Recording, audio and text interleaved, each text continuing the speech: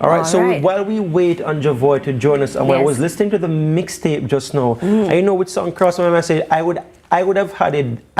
have added this song to the list of songs. What's your song? There'll be no sunshine if I lose you, baby.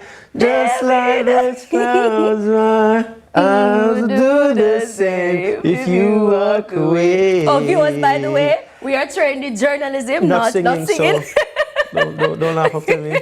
Yes, I love that's by Bruno Mars. Every day it'll rain, rain. That's the same song. Rain. Oh yes.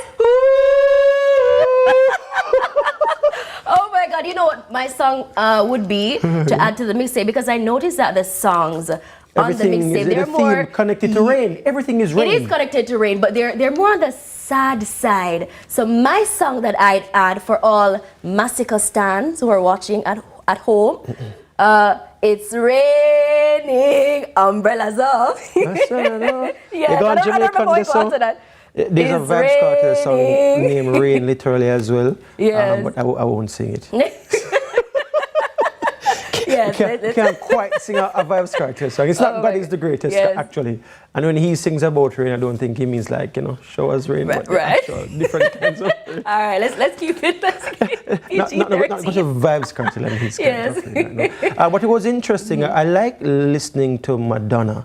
I love her voice. She has this waviness in her voice. This wavy feelings. It's like you're listening to her voice, and I could get lost in listening to her voice right throughout the time. So she's always one of those singers I like. She has this song.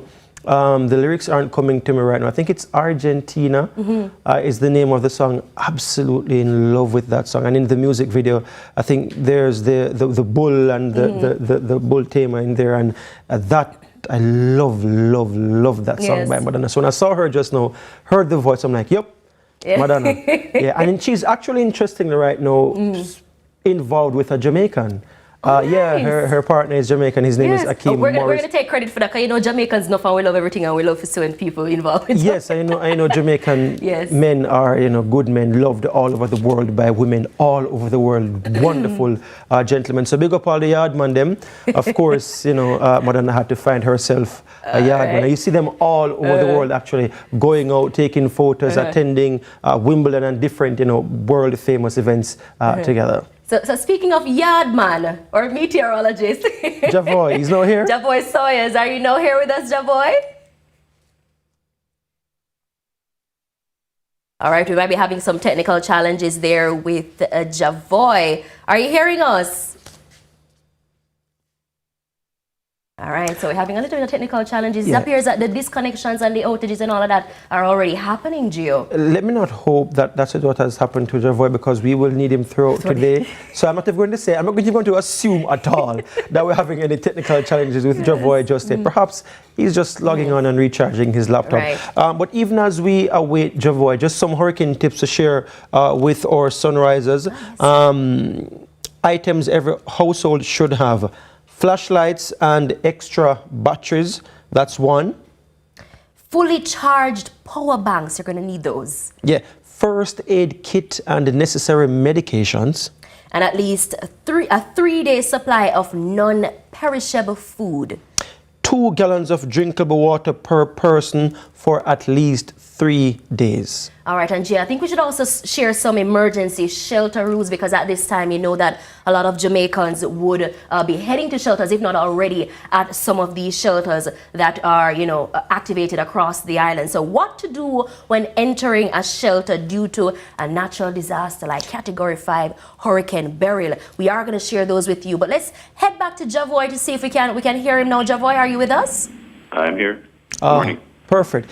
Since last we spoke, Javoy, we spoke about 9 o'clock last night in our Tracking Melissa program. What has changed since that time to now with Hurricane Melissa? Unfortunately, nothing at all.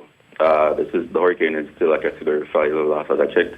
The minimum central pressure has fallen somewhat to 901 millibars. And when the pressure falls, the wind speed corresponds or responds with an increase. But I'm not seeing an increase in wind speed yet. Still 175 miles per hour wind, closing in fast though on the southwest coast of the island.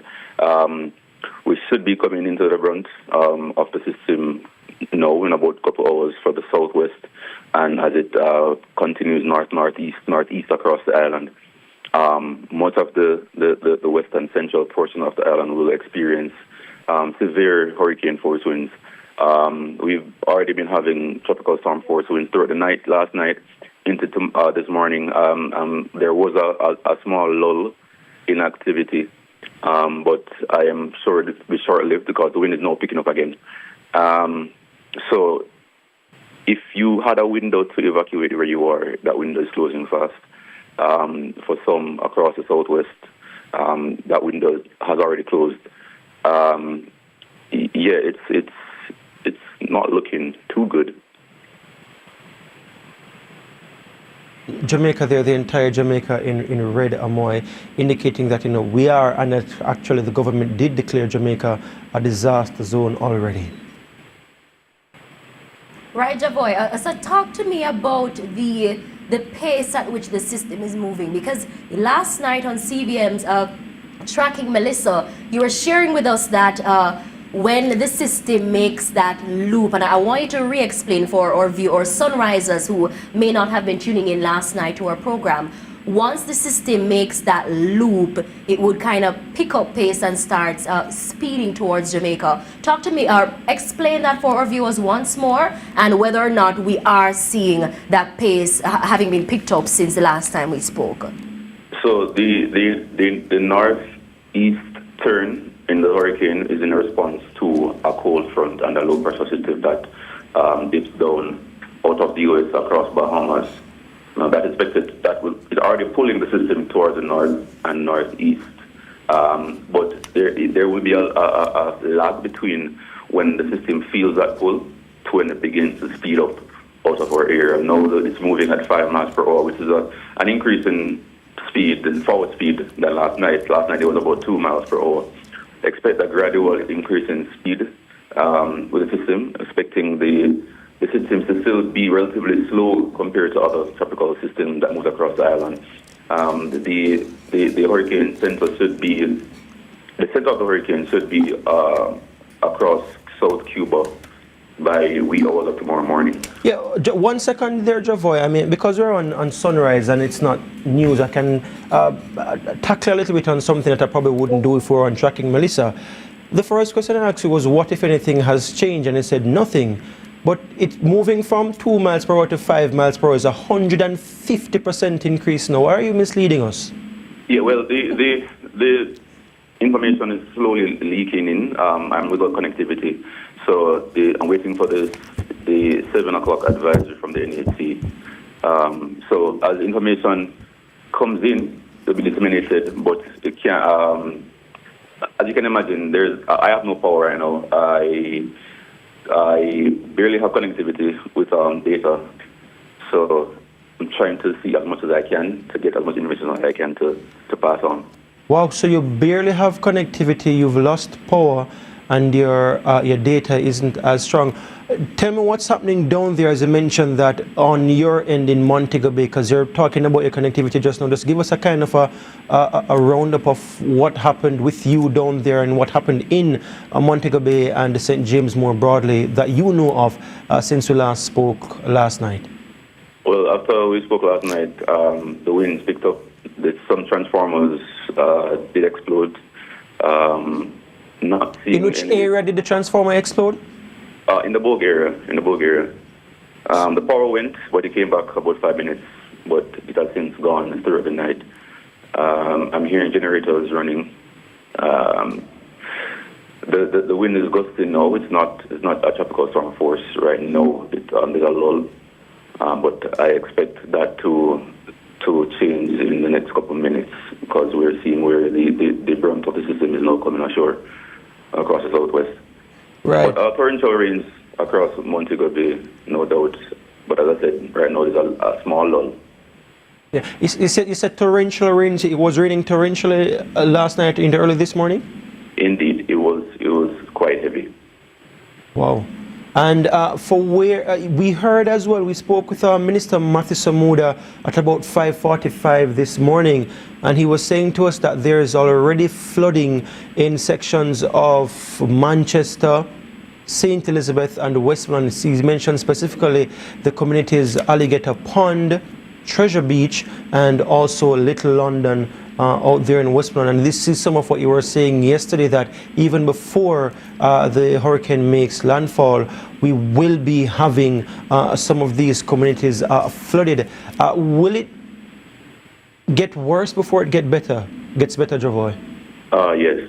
The core of the hurricane is still just offshore, but we're already having strong feeder bands across the southeast and central parishes, and these feeder bands have similar strength thunderstorms that are surrounding the eye based on satellite imagery. I'm seeing similar colorations in the cloud tops, which indicates severe thunderstorms still creeping up south across the island. So even though the brunt of the system is expected out across the southwest, we can still expect some embedded thunder showers with strong hurricane force winds to cross the island, to be across the island in much areas. All right, Javoy, we just want you to stay safe. We hope you have power to help keep Jamaicans informed and breaking down what's happening with the hurricane. You've been doing an excellent job of that with us throughout the system so far. So we do hope you stay safe, stay dry, and also hope you have a power bank or two, because we want to continue calling on you throughout the day. I can probably run into the car and charge up if needs be. There we go. Amazing. Thanks as always. That was Javoy Sawyers, our in-house meteorologist here at CVM, keeping us updated with the latest on Hurricane Melissa. All right. So we are now heading to a quick break. We'll see you on the other side. Sunrisers, do not move.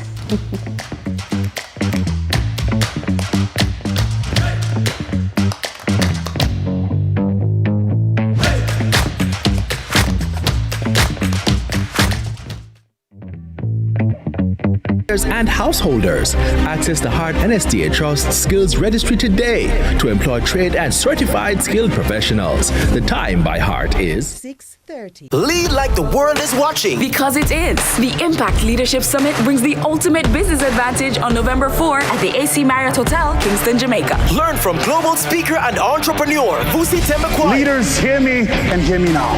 Do they understand the calling and are they God-led? Maxwell Leadership Coach Erica McKenzie. Oxford Rhodes Scholar and global investor David Walcott. Investment Guru and Senator Ramon Small Ferguson. This is where leaders rise and impact begins. Sponsored by Creative Brands and Concepts, The Summit, BYD, AC Hotel, and Intelligent Multimedia. For more info, call 876-438-1135. Everybody want to see if a country right now. One thing about Jamaicans, we might have differences, but we know when something is good for all of us. And when we work together against crime and violence, we are stronger than ever. And that's how we know the Citizen Security Plan can work. That one that name CSP. The Citizen Security Plan is an initiative of the Ministry of National Security in partnership with the European Union. It's an all-of-government effort to create safer streets and build stronger communities. Go to mns.gov.jm to learn how you can play your part.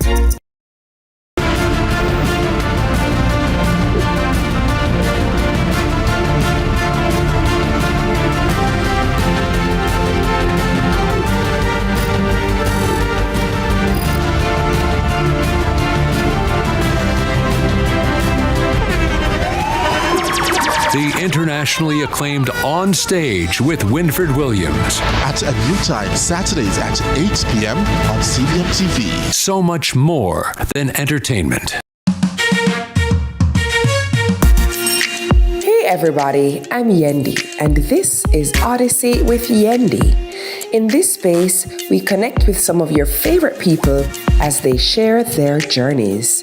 Here we have some unfiltered conversations as we deep dive into their inspirations, motivations, and experiences to inspire our own life journey.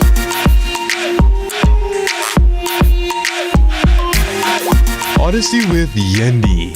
Brought to you by Grace, Singer, and Island Net Services.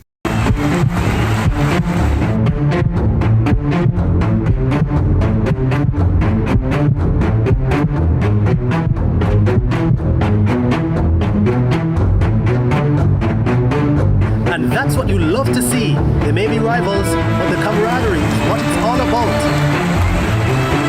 Can't wait for the final.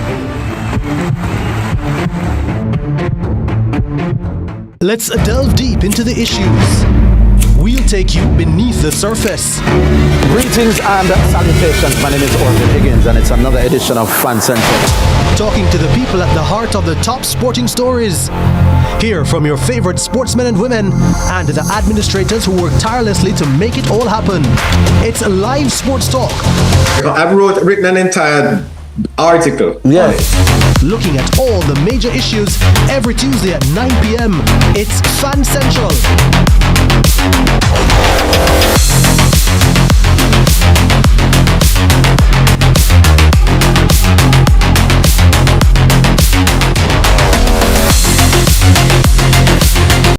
This is the small axe Jesse Ryle representing for CVM. See it happen.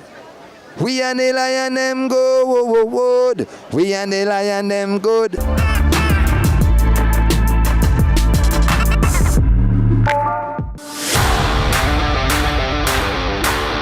It's time. Welcome to High School Pitchside. We have another fascinating episode for you. More matches, more big clashes. Let's talk about some of the big rivalries coming up this week. More of your favorite features. And trust me, you won't fall asleep in this history class. And of course, we always want to hear from you. Hear from your alma mater's players and coaches in Team Talk. You know we can't leave you out. So send us your messages on social media and watch us react on FanView. And you know we love a good little debate, right, Gio? We've got you covered all season long on High School Pitchside. High School Pitchside, your ultimate guide to all things schoolboy football, Thursdays at 8 p.m. on CVM TV.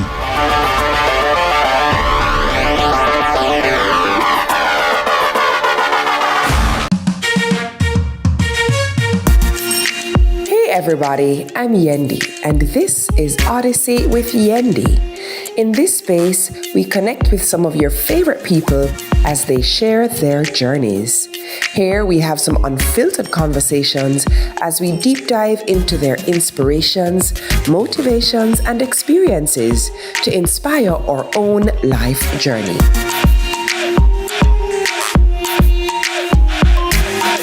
Odyssey with Yendi. Brought to you by Grace, Singer, and Island Net Services. Finals on CVM, you know. But mums, you can't watch it on CVM website, man.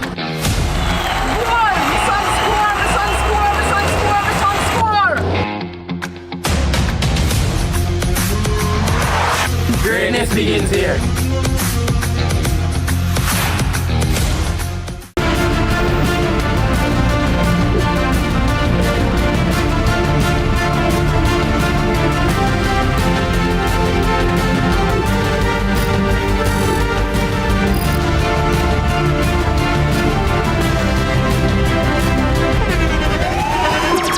The internationally acclaimed On Stage with Winfred Williams. At a new time, Saturdays at 8 p.m. on CVM TV. So much more than entertainment. Let's delve deep into the issues. We'll take you beneath the surface. Greetings and salutations. My name is Orville Higgins, and it's another edition of Fan Central. Talking to the people at the heart of the top sporting stories. Hear from your favorite sportsmen and women and the administrators who work tirelessly to make it all happen. It's live sports talk. I've written an entire article. Yeah. Looking at all the major issues every Tuesday at 9 p.m. It's Fan Central.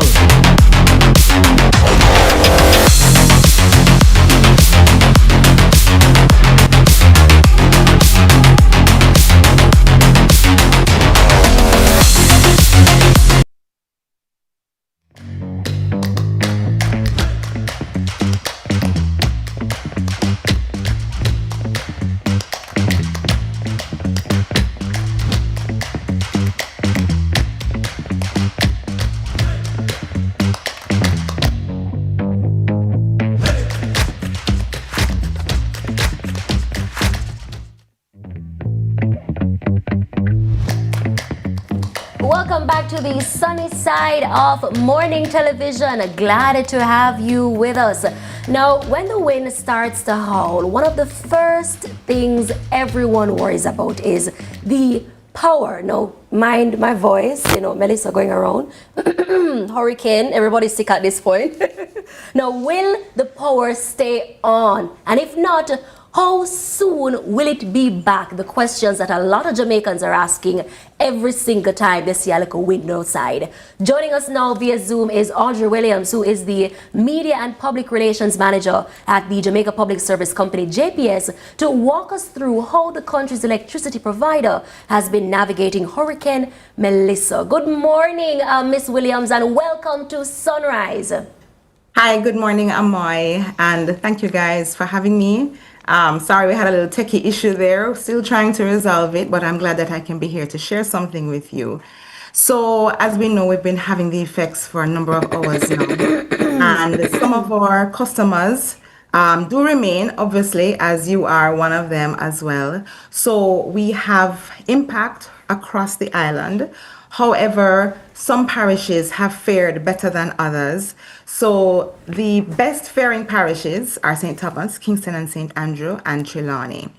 What we do see at this point in time, and these are preliminary figures, I expect to have better information for you as the morning goes on. But right now, heavily impacted are St. Elizabeth, Clarendon, Hanover, and St. James, with about 50% of those customers out. So Overall, basically half of Clarendon, half of St. Elizabeth, half of St. James and Westmoreland? Without yes, power? not Westmoreland. St. Elizabeth, Clarendon, Hanover, and St. James. Roughly half of them. Wow. So about half of them have supply. About how many customers? Did you share the figure in terms of how many customers that adds up to? So roughly 240,000 customers would be out. Bearing in mind we have roughly 700,000 customers as our customer base. Okay, so that is less than half of the total number of customers. It's about a third, 750,000, 250,000. That's literally a third. Yeah. Not 750, roughly 700,000. So more than a third of customers already out of power. That's significant, is it not, Ms. Williams? I would say so, but given for the circumstances that we're in, we don't expect that we will have, we didn't expect to ride through 100%. We did expect, though, to hold on as best as we could to a number of customers. So, and that we have done. We are watching to see, how well we can maintain going through. Like I say, I do have some information coming up. It's being fine-tuned as we speak because, as you can imagine, information is coming in from all the parishes. And so I'll be able to give a lot more specifics. But right now, we're looking at about 240,000 customers across the island. So based on... Corporate area, St. Thomas, Trelawney, least affected by this Category 5 hurricane. Okay. So based on that information that you've been receiving from the different parishes regarding the cause of these outages, are you able to say whether or not this is something that JPS is able to address, throughout the course of today into tomorrow? Are you able to confirm? In terms of addressing outages at this stage, what we first need to do, typically with every hurricane, we have first hour assessments once the system has passed. So we've got to check on our power plants, we've got to check on our substations and other aspects of our delivery network. And then the next stage after the assessment is the restoration of power to essential services in as much as we can. So we're talking about hospitals, airports, telecoms, and so on. Then we get into large industrial areas, we get into our larger communities, then the smaller communities, and then finally into individual pockets. There are instances, however, where assessment can stride alongside some amount of restoration, but right now I don't know that we can speak to that because we need to see what it is that we are dealing with. What exactly is this damage that we're dealing with? Once we have clarity around that, then we can speak more definitively to whether we're going to be assessing and trying to do some restoration alongside, whether it's just straight assessment right now, straight in-depth assessment. You see, the quality of your assessment is going to impact the quality of the restoration and the repair. And we have to understand too that it's not just about restoration. Depending on what has happened overnight and what will happen over the next few hours, we could be speaking more to rebuilding than to actually just restoring. So as you can imagine, just from the definition of the term, rebuilding indicates that we are coming from ground zero. We're building back something. When you go out there, sometimes it depends on what you find. If you find that the soil is completely waterlogged, there is no way that you can plant a pole because the pole cannot be supported by the soil. Then the people who are going to be impacted by that particular service, that pole and the lines thereof, would have to wait because you simply cannot plant the pole. Where there has been a landslide and you don't even have where to put the pole. You follow what I'm saying? It all depends on what the situation is out there. It depends on what the access to roads is like. If you've got trees that have come down hillsides or from wherever, blown into roads, boulders, etc., rolled down into roads, and you don't have access to communities or you don't have access to a particular space, that's going to impact how fast you can begin restoring those people. If people are in a completely flooded out area, it's not even negotiable. There's nowhere to do work. All you have is a lake working with. So really, it depends on what we find when we go out there. There are all kinds of variables that we're dealing with. And top of the list, as we always say, safety is our North Star. So at the end of the day, we have to make sure that whatever it is that we find and that we're going to be working with, we have to ensure that our crews are safe. We have to ensure too that our customers are safe. So there's a lot of things that need to be taken into this equation before we can begin giving definitive timelines, before we can begin giving any kind of definitive information about what people can expect going forward. We have to know what it is that we have on the ground first. Two quick questions for you, Audrey. Just for clarity, the over 240,000 customers affected by outages right now, based on what you said, those won't be addressed until after the system passes. So who lose power already won't get it back until the passage of the hurricane? Not necessarily.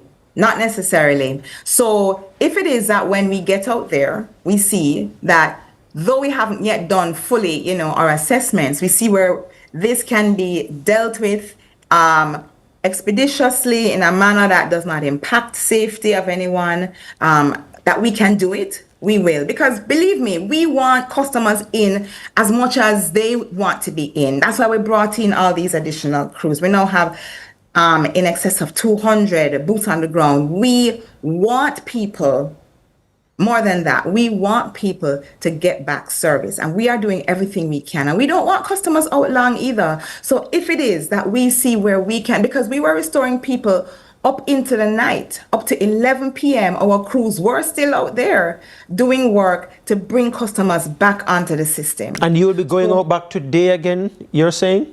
In as much as we can. With regard to the circumstances, with regard to safety, we'll be back out there. If at all we can, we will. When we don't go out there, it's because we definitely can't do it. Yeah. You were speaking about safety earlier, and one of the things, because I've been tracking your, not just Melissa, but tracking your page as well on social media, on X, and you were sharing some posts about flickering lights and what people should do when they see the lights start flickering, and we were bringing up a little bit of that graphic on our screen earlier. But could you just share with our customers some of the safety precautions if they see lights flickering in their homes?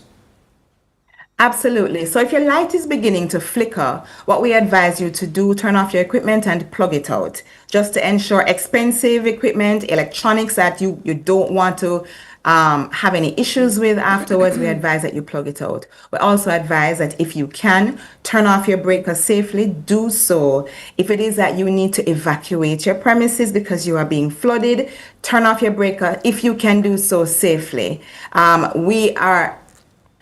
we are advising in as much as you can not to be in pools of water where potentially there is a line down or any kind of electrical device. If you saw that a pole went down, don't go into that pool of water. Just to quickly say 2 points on that, speaking about lines being down and poles being down.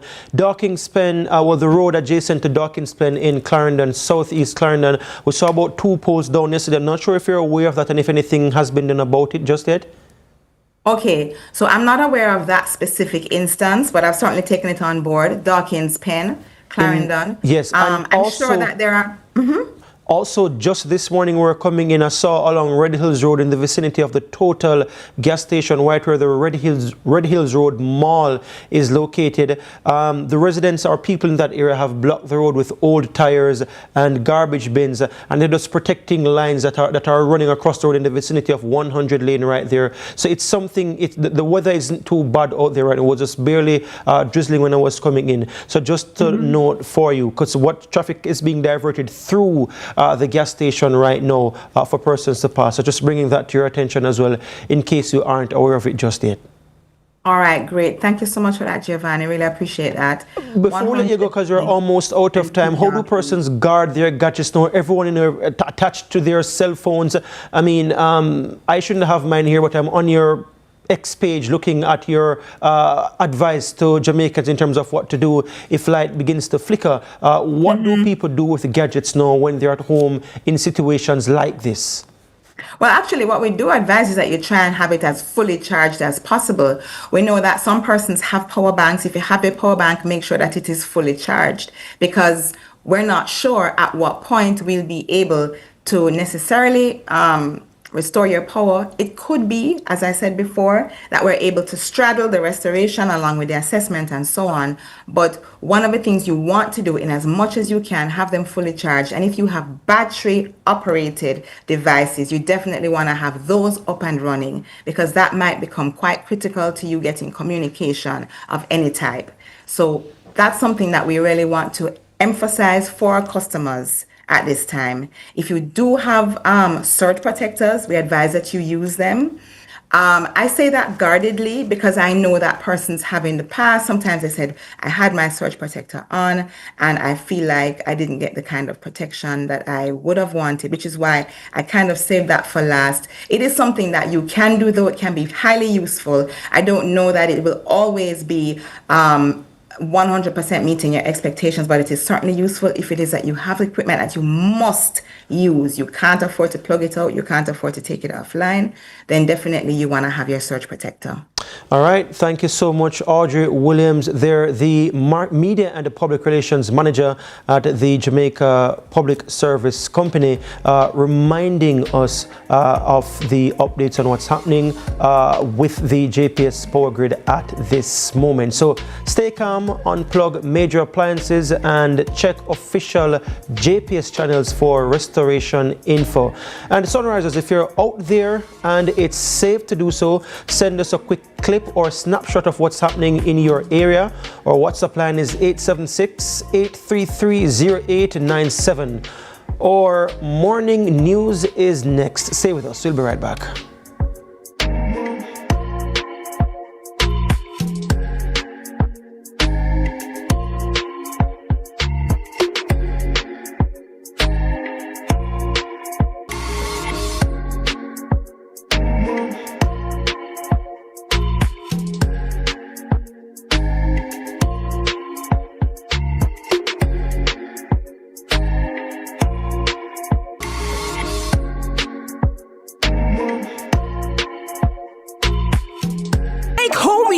With up to 30% off select items at Quartz. Get lounge, dining, and bedroom furniture starting at $11,999. Fridges, stoves, and washers starting at $26,999. And smart TVs starting at $24,999. Shop today with Quartz Ready Finance and get more. Make home yours with up to 30% off at Quartz, bringing value home. Offers end October 31. Conditions apply.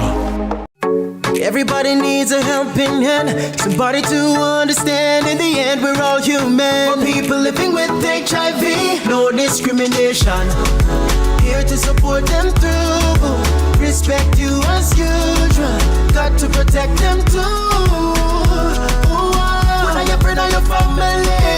Somebody in your community. People living with HIV. Protect, accept, and respect people living with HIV. A message from the Ministry of Health and Wellness. Where it all begins. The quest to become great. Inspired by those who went before them, these 4 boys dream of playing in the ISA schoolboy football competitions. Will he score this for Casey? Will he score? It's a shot, it's a goal! And it's a shot, and it's a goal! And Casey has won the Manning Cup, and they will play Clarendon College in the Olivia Shield.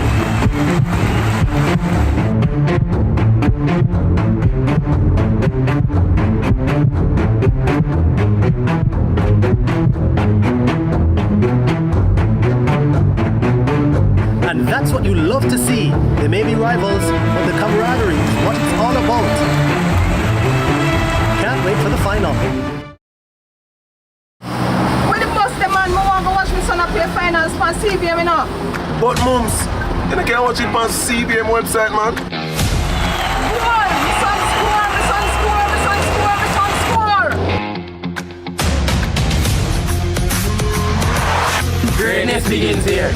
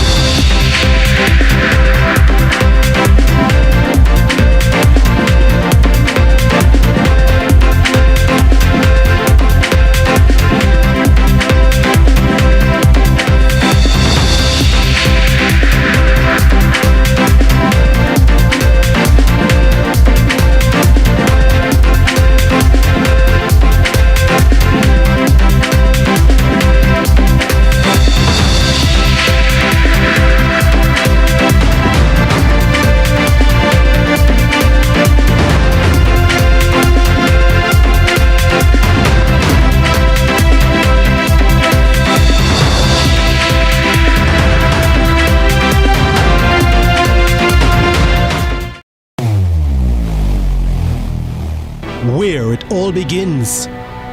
The quest to become great.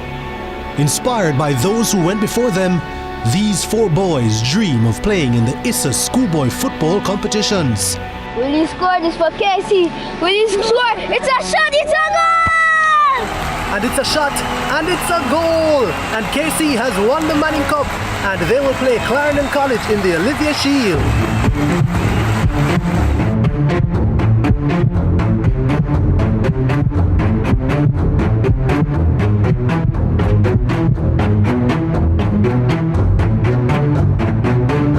And that's what you love to see. They may be rivals, but the camaraderie is what it's all about. Can't wait for the final. When the bus the man, I want to watch my son play finals on CVM, you know.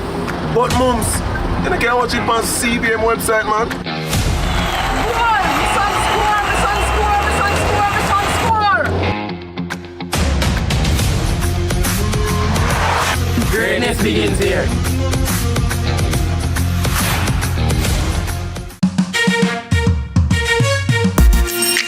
Hey everybody, I'm Yendi, and this is Odyssey with Yendi.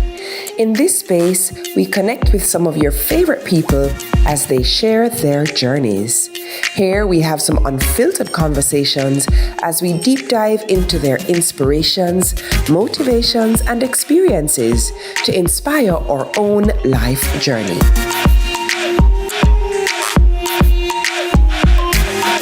Odyssey with Yendi. Brought to you by Grace, Singer, and IslandNet Services.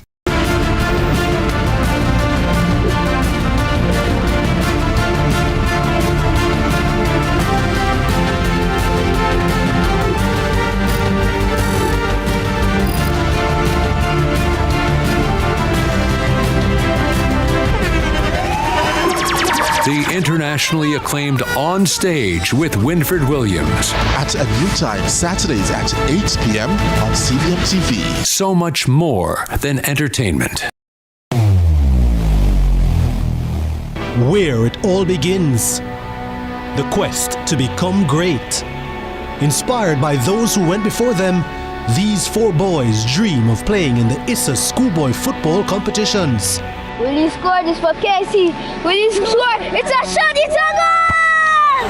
And it's a shot, and it's a goal! And Casey has won the Manning Cup, and they will play Clarendon College in the Olivia Shield.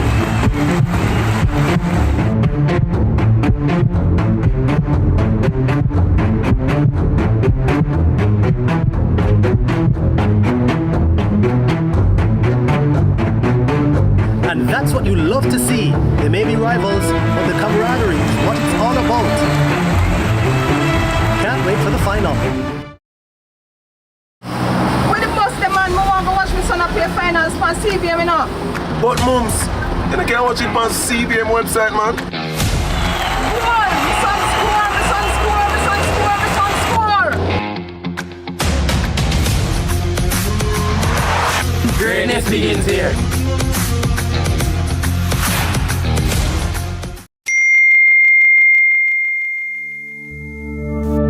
A mammogram can shape your motherhood. The Jamaica Cancer Society, helping women now. Visit the website at jcs.live. Early detection saves lives.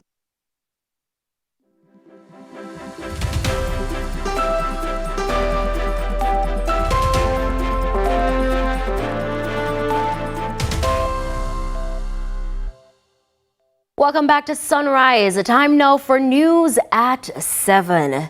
Jamaicans are being warned to brace for potentially catastrophic conditions as a Category 5 Hurricane Melissa churns over the Caribbean Sea, moving closer to the island. The system is moving westward but is expected to turn northward within hours, or it has already turned northward, placing the island in its direct path. Now, the Met Service is warning that Hurricane Melissa will bring severe weather to all parishes, even if the eye doesn't pass directly over the island. Evan Thompson says Hurricane Melissa could make landfall early Tuesday morning, particularly eastern Westmoreland or the west of St. Elizabeth. Then it's expected to continue moving to the northeast. All at this time, it is expected to be a major hurricane. Oh, this was from now, the 12, Category 10 5, it's quite likely that it will drop in terms of the strength of the system slightly to a Category 4 before it makes the landfall. But still, let us prepare ourselves for a Category 5 hurricane, if you can actually prepare for a Category 5 hurricane.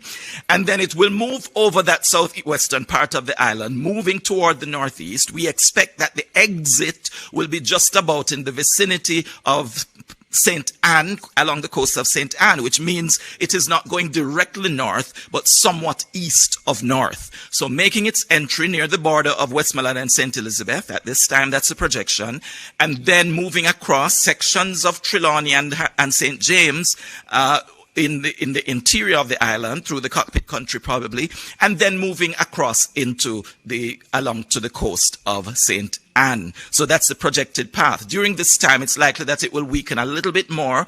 It may exit the island, possibly as a Category 3. It might still be a weak Category 4 at that time, and then it will continue on its way closer to the eastern part of Cuba. Thompson warns that although the eye of the hurricane may not pass over some areas, all parishes will experience strong winds and heavy rainfall.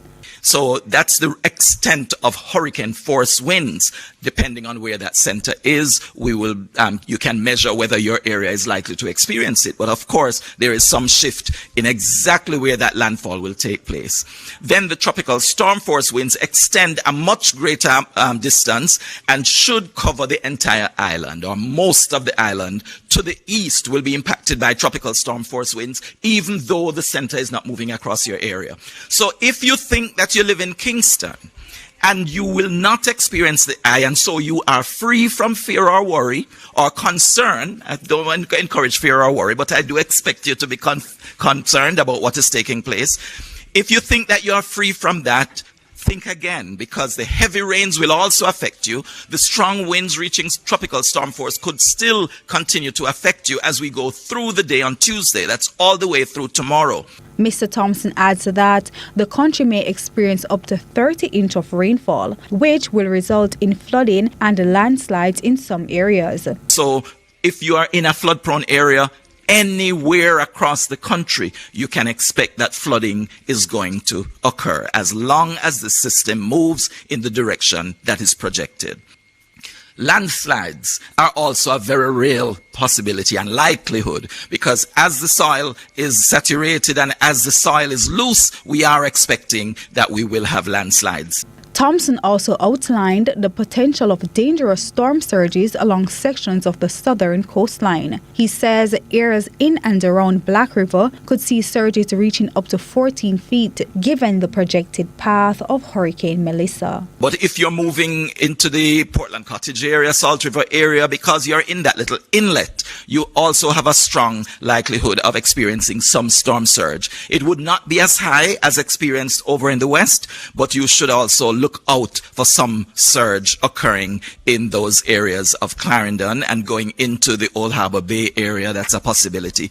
Also in the vicinity of, as we move closer to Kingston, as St. Catherine as you move from across the border from St. Catherine into Kingston, St. Andrew, along the coast could also experience some amount of storm surge.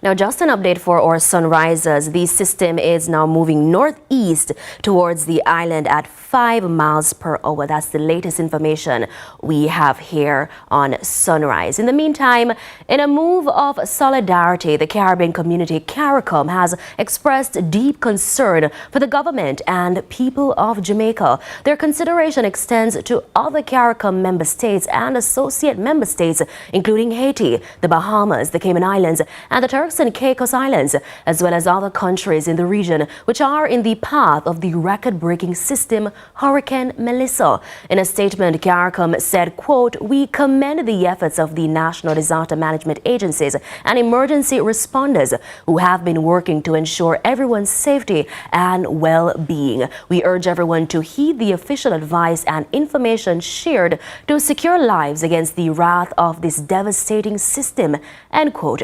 CARICOM also reaffirmed its commitment to a collective effort to support recovery and reconstruction efforts in the aftermath of Hurricane Melissa, including through the coordinated efforts of the Caribbean Disaster Emergency Management Agency, SEDEMA. To news now in sports. The West Indies celebrated one of their rare wins over Bangladesh in the T20 format when they defeated the hosts by 16 runs in Chattogram on Monday. Batting first, the Windies, led by unbeaten knocks of 46 from skipper Shea Hope and Rovman Powell 44, amassed 165 for 3. Bangladesh in reply were restricted to 149 all out. Taskin Ahmed top scoring with 33 against Jason Hope 3 for 31, Jaden Seals 3 for 32, and Akil Hussain 2 for 22. We have some of the highlights of this action. And that's it for morning news here on Sunrise. Stay tuned. After this break, we'll have more coming up.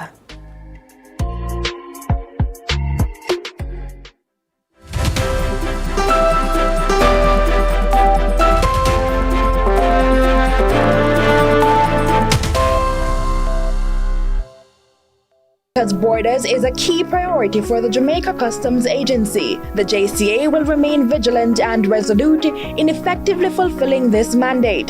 The time brought to you by the Jamaica Customs Agency is 7:15 a.m. We want a piece for Jamaica. Yeah. Yo, what are you? Oh man, none of that. No, brother, no, man. Can I see you ever play ref? No, Tiggy, I'm not playing. Yeah, but I look a bad game. No, I said, place when you come from, brother, I want to live good, man. I want to live good, brethren. No shake hand, I can play a little bad, brethren. Really have to shake hand? Yeah, man, and no badness, brethren. Just live good, man. That's it. Come together also and make the violence done. Chase the Northern Lights with your Sagicor Bank credit card. Wouldn't you like to experience the natural beauty? Use your cards right, and you could be the lucky winner of an all-inclusive cruise vacation for two along the Norwegian coast to see the Northern Lights. The more you spend, the closer you are to your dream adventure. Enjoy the best rewards ever. Visit sagicor.com for more information.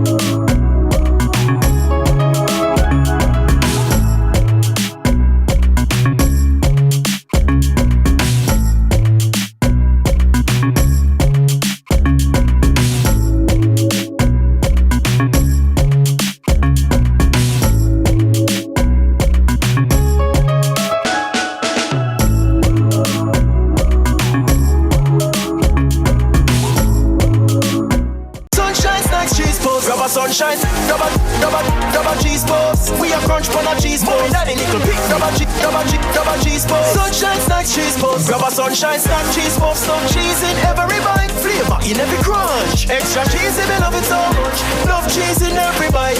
Grab a sunshine, double cheese balls. We are crunch on a cheese ball. Daddy nickel pick, double cheese balls. Sunshine snacks, cheese balls. Flavor in every crunch. Grab a sunshine snacks, cheese puffs today. Enough cheese.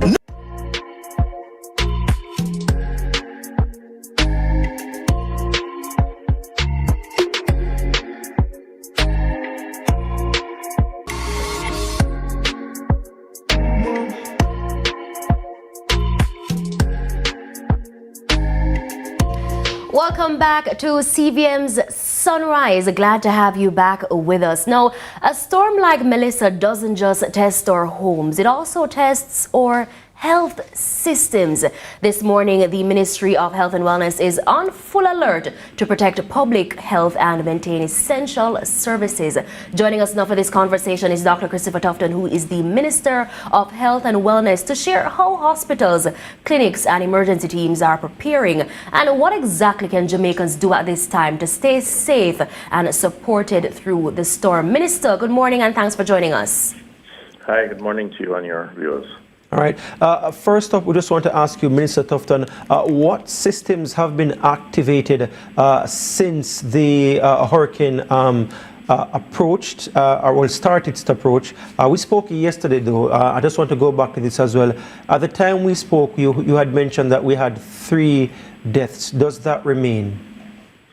Yes, I spoke that last evening to at a press brief. 3 deaths related to hurricane preparation, confirmed by the team. St. Catherine, one in Ham, and one, unfortunately, in St. Elizabeth. And those were related to taking out of trees, and then one in electrocution. Yeah. So we have made the advisory to first be careful as they try to prepare, and the importance of preparing, but it's important to also protect you while you're doing it. Yeah, Minister, the line is a little bit choppy, so hopefully we can continue to hear you a little better, hopefully. You mentioned as well last night that there were some issues at the Black River Hospital in St. Elizabeth and that some changes had already taken place there. What's the latest on that situation? I spoke to them this morning. They have relocated patients that are to remain in hospitals to upper floors. For patients, your family members have come to collect them. The rest are on the upper floor, as I said earlier. And they have a search plan. They've relocated parts. So we have today. And they, of course, now anticipate the storm coming in later on this. So viewers, You will note that the minister is going in and out. Again, obviously, the lines may be having some challenges. We have been getting updates and reactions from our utilities and telecoms providers. So we won't let him go because we're trying to hear whatever we can from him. But we just want to let you know that this is what is happening in case you are wondering. Minister, Are you hearing me now? This is much better, actually. Okay. Has any other similar measure been implemented at any other hospital apart from Black River? Well, all the hospitals have plans, especially those along the coastline, evacuation plans. But in this instance, and that may require some rearranging of the current structure of the institution. So the ones on the coastline, of course, would be Noel Homes, Falmouth, and of course Black River, and those surge, evacuation plans would be in place for them. So yes, they have reviewed those, but Black River would have been the most significant in terms of adjustments. Yeah, so 3 deaths and 13 injuries is what you had reported yesterday. In terms of injuries, does the 13 remain? As of now, yes, as of this morning. I think we need to remind Jamaicans that the storm is still coming. It's been a long time coming, but the impact last night of the wind is just the very outer band, and landfall is expected later today. So persons should not be complacent. And the fact that we survived last night, which we thank God for, the truth is the worst is yet to come. So it's important for persons to just continue to wait and prepare themselves. And in terms of your own constituency, any updates there? Not more than what I received up to last evening. People are prepared and waiting, like most of the rest of the country, and we will have to assess as we go along. Yeah. So, Minister, you said the worst is yet to come. Are you able to tell us what measures are currently in place in our hospitals or public hospitals, to be specific, in terms of like to safeguard our healthcare infrastructure, so backup power systems, because, we are anticipating widespread outages, as well as some medical supply contingency plans. What exactly are in our facilities right now?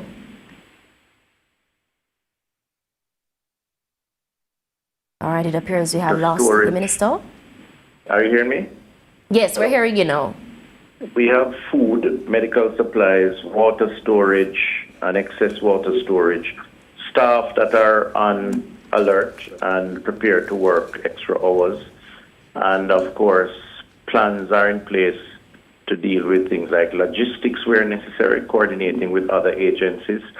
So, we are as ready as we can be for an event such as this. There's a good thing about the slowness of the storm is that it does give us enough time to prepare. And so it's really now just to face it as it comes in and hope that injuries are minimal. Yeah. One of the things I remember you spoke about during the onset of COVID and as it lasted those 2 years, Health Minister, is the fact that COVID gave us a chance to improve our public health system and strengthen it. You've gone around, you've spoken about a lot of what is happening. I mean, unfortunately, the extended rebuild of and renovations to the Cornwall Regional Hospital. There's the Children's Hospital as well in Montego Bay, renovations in Spanish Town, and you spoke about the KPH, or you're looking for lands now to kind of have a new KPH.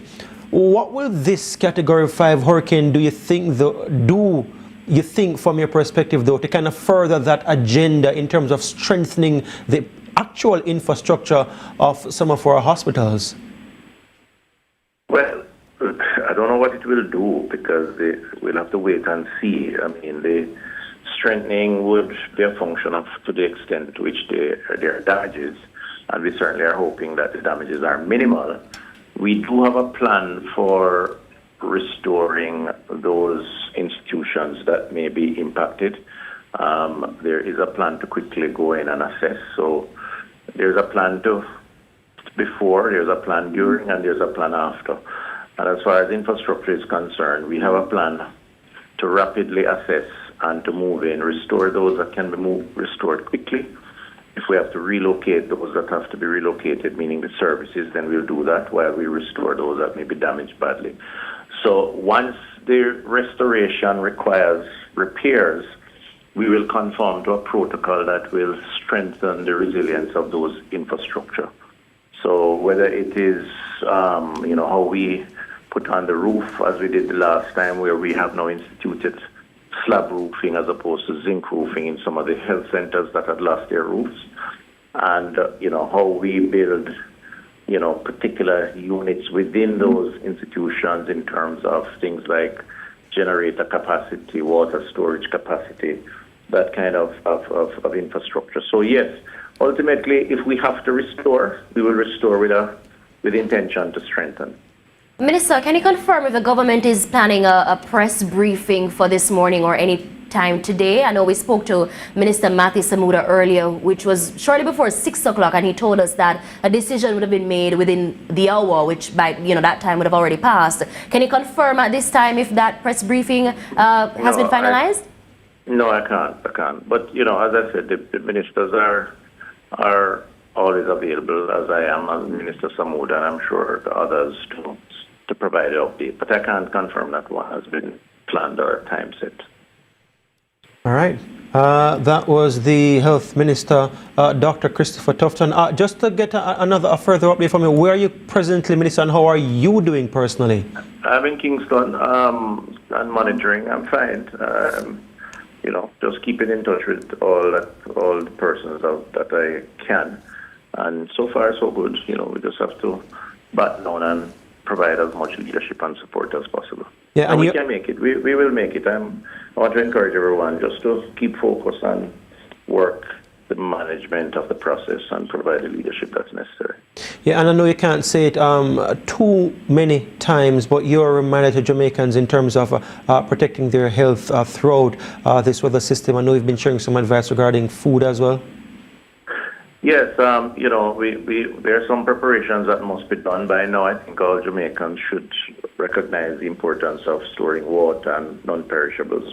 I think the real challenge right now is to encourage good mental health in terms of just not getting too anxious, especially those who have to provide leadership, and leadership at all levels, meaning the family, the adults in the home, providing it for the children, providing it for yourself. The wind will be scary, and the trees and all that will come with it, the water and the flooding. I think if we keep focused, we will certainly get through it. So it's important to just try to take a deep breath, know that you have to face it, and let's get through it. We have done it before. I'm sure we can do it again. Yeah, and as Minister Tufton there just mentioned the importance of mental health, we will be speaking to a clinical psychologist a little later on here on CVM Sunrise about that very issue. Clinical psychologist to speak about mental health while, we mind over Melissa to kind of move beyond Melissa. So yes, look forward to that coming up a little bit later on in the program. Health Minister Dr. Christopher Tufton, I want to thank you so very much for your time and for joining us here on CVM's Sunrise. Stay tuned to the ministry's official channels for guidance, especially if you or a family member require medical attention during the storm. We take another break before checking in with the Jamaica Fire Brigade. Keep it locked to Sunrise.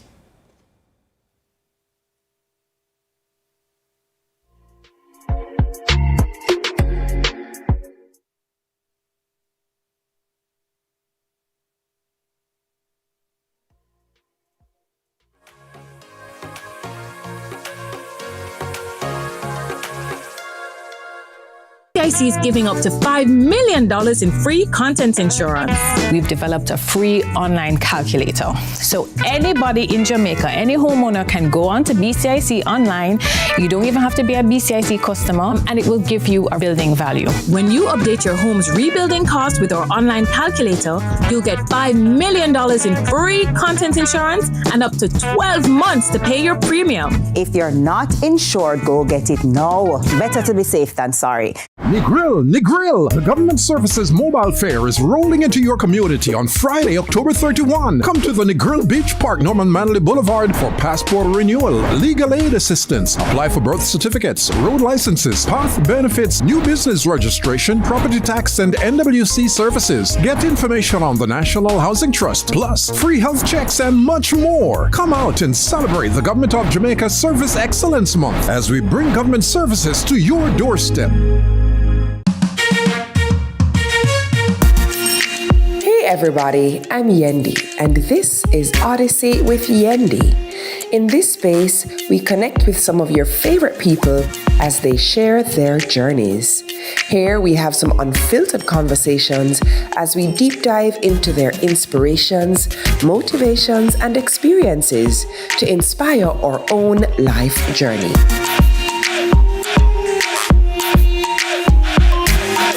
Odyssey with Yendi. Brought to you by Grace, Singer, and Islandnet Services.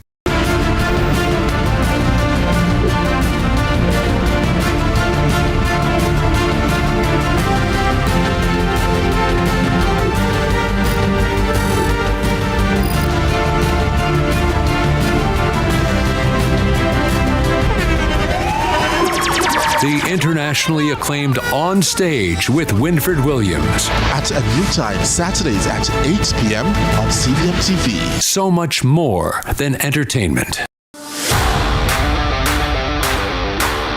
It's time. Welcome to High School Pitchside. We have another fascinating episode for you. More matches, more big clashes. Let's talk about some of the big rivalries coming up this week. More of your favorite features. And trust me, you won't fall asleep in this history class. And of course, we always want to hear from you. Hear from your alma mater's players and coaches in Team Talk. You know we can't leave you out. So send us your messages on social media and watch us react on FanView. And you know we love a good little debate, right, Gio? We've got you covered all season long on High School Pitchside. High School Pitchside, your ultimate guide to all things schoolboy football, Thursdays at 8 p.m. on CVM TV.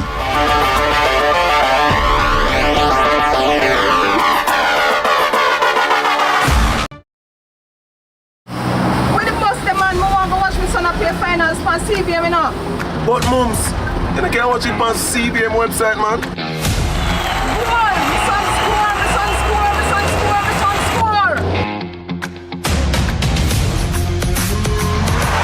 Greatness begins here.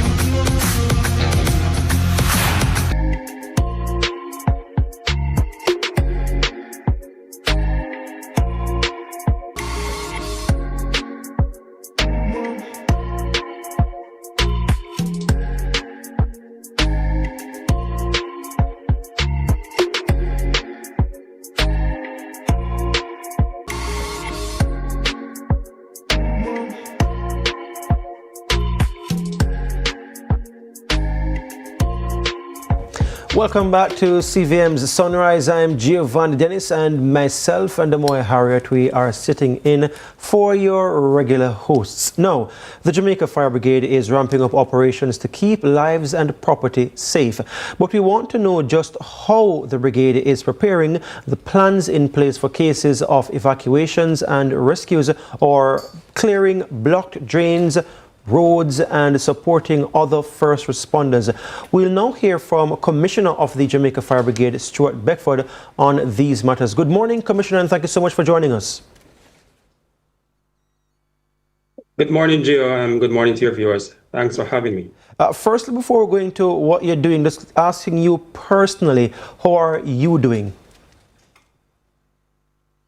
A bit tired, but we are okay.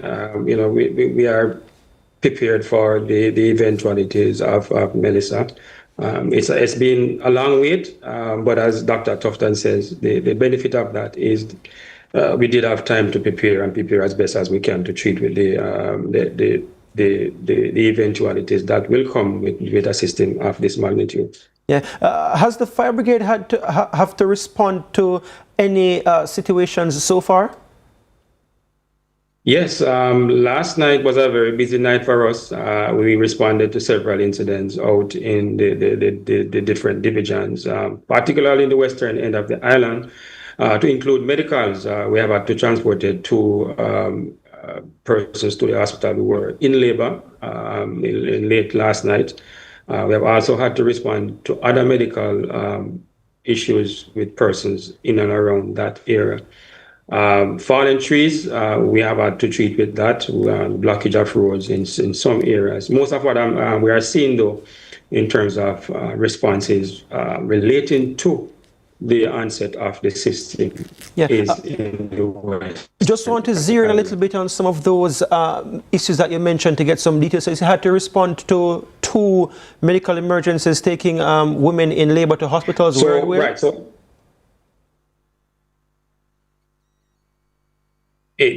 Hanover and in St. James. Right. I'm pretty certain, Amoy, if those... So we were able to successfully transport. I think we're having some issues there with the line from the commissioner. Which is expected. Which is expected again. But I'm pretty certain that if those 2 babies are girls, I don't think their parents will be naming them Melissa at all. Melissa is not a popular name in Jamaica. In fact... Yes. Coming back to you, Commissioner, we lost it for a bit there. You were giving us the details of the pregnant women you had to take to hospital. Yes, as I was saying, these were in the parishes of Hanover and St. James. I am not currently sure of the status of these two mothers, but we are hoping that they would have delivered successfully. This is not anything new to us. Last year during burial, we actually delivered 2 babies in the homes of 2 mothers who went in there. It was just too risky to Are fire brigade officers trained in midwifery? Again, viewers, you Yes, Commissioner. I mean, your line is a little bit choppy, but we will stick with you. Emergency medical Yes, right. So I have a back without internet all morning. Apparently, there's some down tree in the Red Hills area that has caused the be stable. But what I'm saying is that we do have personnel who are trained, emergency medical technicians, to carry out this type of activity in support, of course, of the Ministry of Health. As you know, we work closely with the Ministry of Health through our emergency medical services, and so they are trained to deliver babies and to do other assistance or render other assistance to persons who may be in need of. This is the kind of thing we don't talk about often enough, Amoy. The first responders actually helping to deliver babies. I've seen several reports as well of members of the JCF delivering babies, and it's actually quite beautiful to see. We often are critical of them in our reporting, as we ought to do sometimes based on what is happening.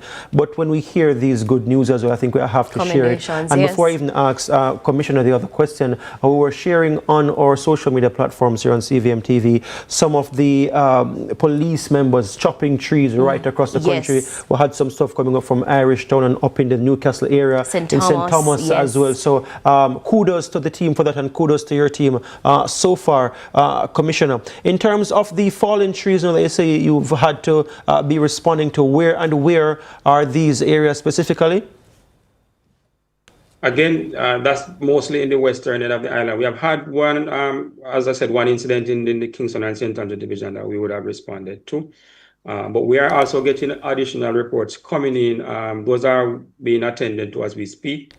We are, of course... Sorry, what's exactly being attended to as we speak right now? We are getting other reports of fallen trees. As you know, there has been... strong enough wind since the last night, so we have been there early this morning. So we have been getting reports of other fallen trees. Those are being investigated as we speak. The reality is that the information coming in sometimes will take a little while, given what is happening out there on the ground. We are also a part of the emergency operating centers, the EOCs, local level, where the data has been collated and been fed into the National Emergency Operating Center at ADFEM, to which I'll be making my way as soon as I'm off the air with you, to continue to collate and put together the data as it comes in relation to our responses, and to coordinate, of course, with our agencies. Yeah, and we do have to go right now, but where are these reports coming in from that you're responding to right now? And have there been any reports of fire-related incidents? Because I know we've gotten several reports since yesterday of, a light fire catching on light poles and, fusion boxes, all of that. Has the JFB seen any of those reports? Yes, we have responded to light pole fires. We have responded to fires in the homes. And this is something, if you will allow me to just put that plug in here in relation to this, to what persons need to observe in the home to prevent fires. Because I know with the onset of a weather system, we tend to throw caution to the wind and forget about the safety precautions that we need to take in relation to fire safety in the home. We know that the light will go and has gone in some instances, and persons need some source of lighting. In most instances in the rural areas, they are going to be turned into candles. While we'd prefer for them to use battery-powered candle instead of regular candles, we know that most persons may not necessarily be able to afford those or find those at this time. You say that you've had to respond to use a candle. We recommend that in measures that you can observe. When you light a candle, make sure to put it in a container with some water at the base. Yeah? Keep it at least 3 feet. Keep it at least 3 feet away from any flammable material such as window curtains, tablecloth, bed linen, and never you go to sleep without go after sleep. We're having some connectivity issues there with Commissioner.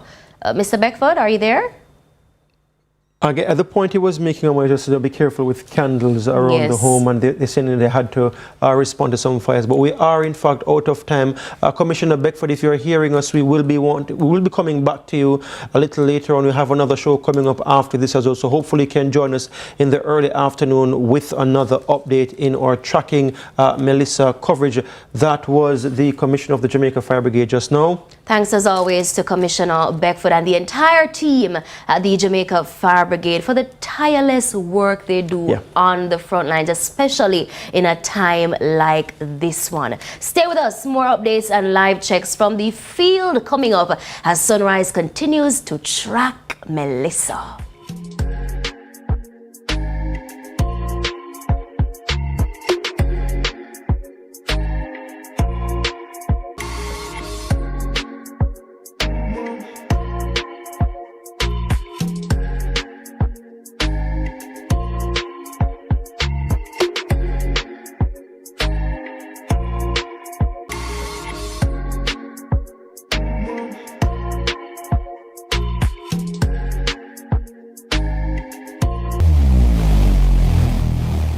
Where it all begins.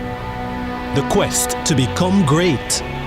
Inspired by those who went before them, these four boys dream of playing in the ISSA schoolboy football competitions. Will you score this for Casey? Will you score? It's a shot, it's a goal! And it's a shot, and it's a goal! And Casey has won the Manning Cup, and they will play Clarendon College in the Olivia Shield.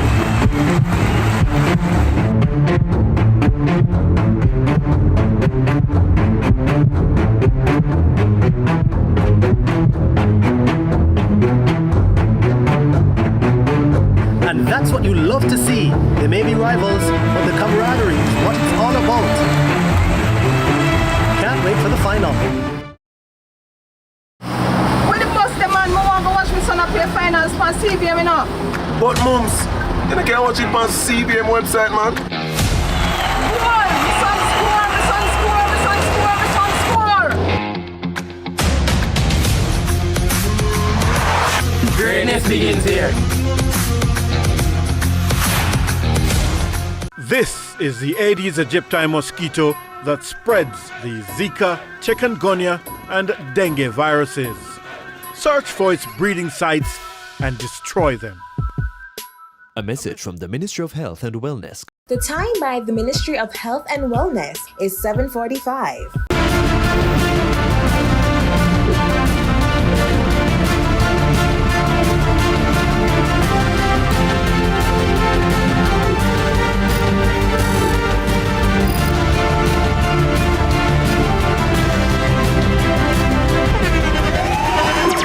The internationally acclaimed On Stage with Winfred Williams. At a new time, Saturdays at 8 p.m. on CVM TV. So much more than entertainment. Hey everybody, I'm Yendi, and this is Odyssey with Yendi. In this space, we connect with some of your favorite people as they share their journeys. Here we have some unfiltered conversations as we deep dive into their inspirations, motivations, and experiences to inspire our own life journey.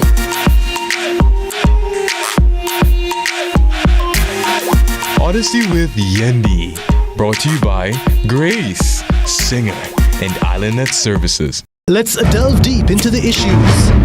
We'll take you beneath the surface. Greetings and salutations. My name is Orville Higgins, and it's another edition of Fan Central. Talking to the people at the heart of the top sporting stories. Hear from your favorite sportsmen and women and the administrators who work tirelessly to make it all happen. It's a live sports talk. I've written an entire article. Yes. Looking at all the major issues every Tuesday at 9 p.m. It's Fan Central.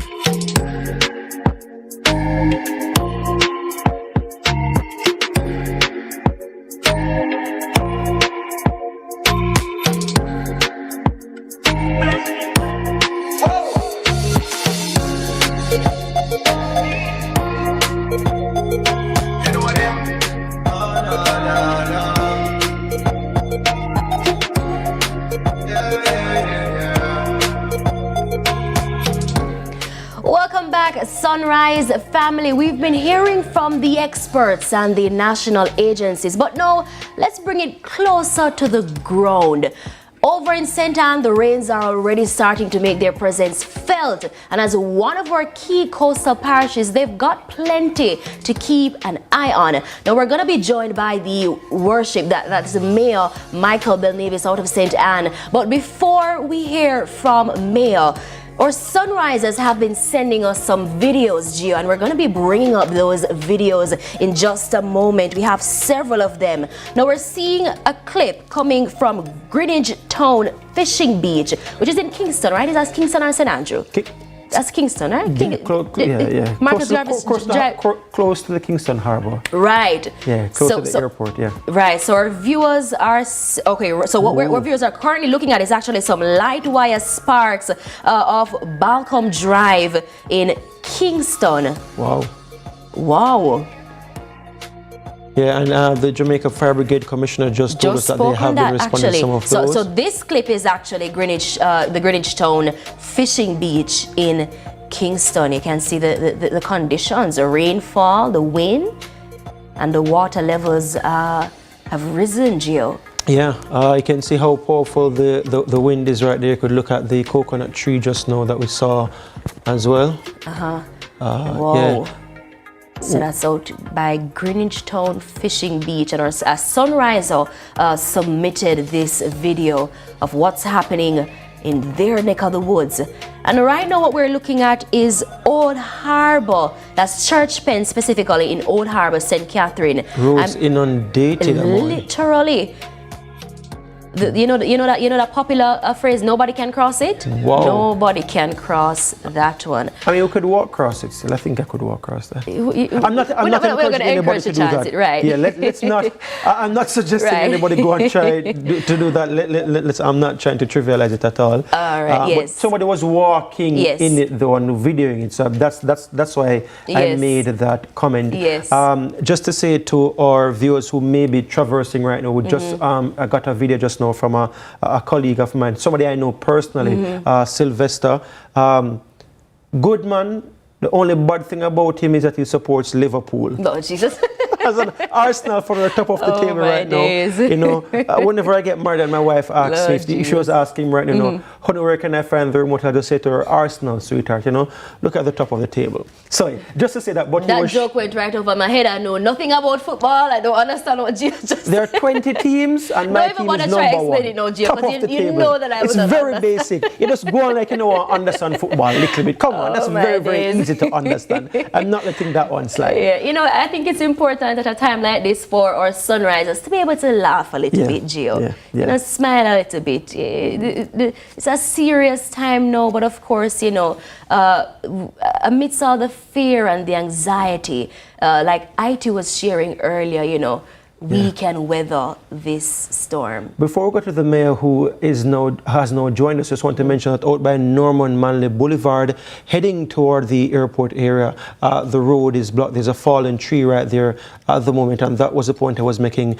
from that video shared with us by Sylvester. And hopefully before the end of this program, we can go to that video. But for right now, though, we're going to His Worship, the mayor of St. Anne's Bay, Michael Bell Navis. Mr. Bell Navis, what's happening with you over there in St. Anne right now? I see the trees behind you dancing, Mayor. You could probably check your audio. Mayor Bell Navis said we're not hearing you. You may be muted. We're seeing you clearly. Yes. The internet quality seems to be okay. I'm just assuming that you're probably muted and you need to unmute yourself. Yes, I was muted. Okay. Right.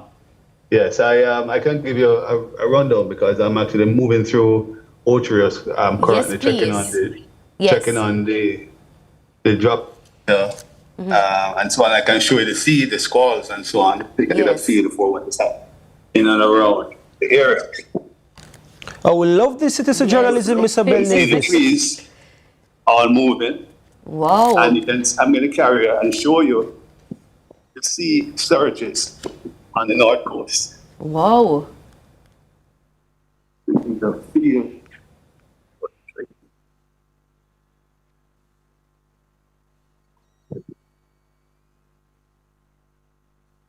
Viewers, this is north coast of Jamaica. I don't know what it smells.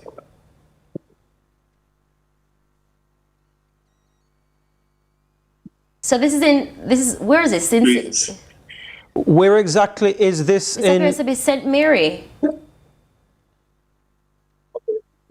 Where exactly is this, Mayor Bell Navis? If you could hear us.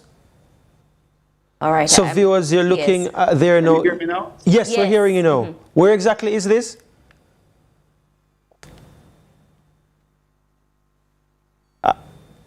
So we are having some connectivity issues there. The video quality is clear, but there are some audio issues there with the mayor of St. Anne's Bay, Michael Bell Navis. He's just showing us what's happening on the north coast. We are assuming, well, he's in St. Anne because he's saying he's driving around. The property looks familiar, and if I'm correct, it may be somewhere in St. Mary, just about the border of St. Anne and St. Mary. So we will get that correction from that clarification from Mayor. But it is in the St. Anne area because he's saying he was driving through to see what exactly is happening. But not too much activity in terms of heavy rainfall based on what we're seeing there in Mayor's clip. Mayor, are you still here with us? So he's walking, so we can see him clearly. Yes. The video quality is good. Good internet there. Just some audio issues right there.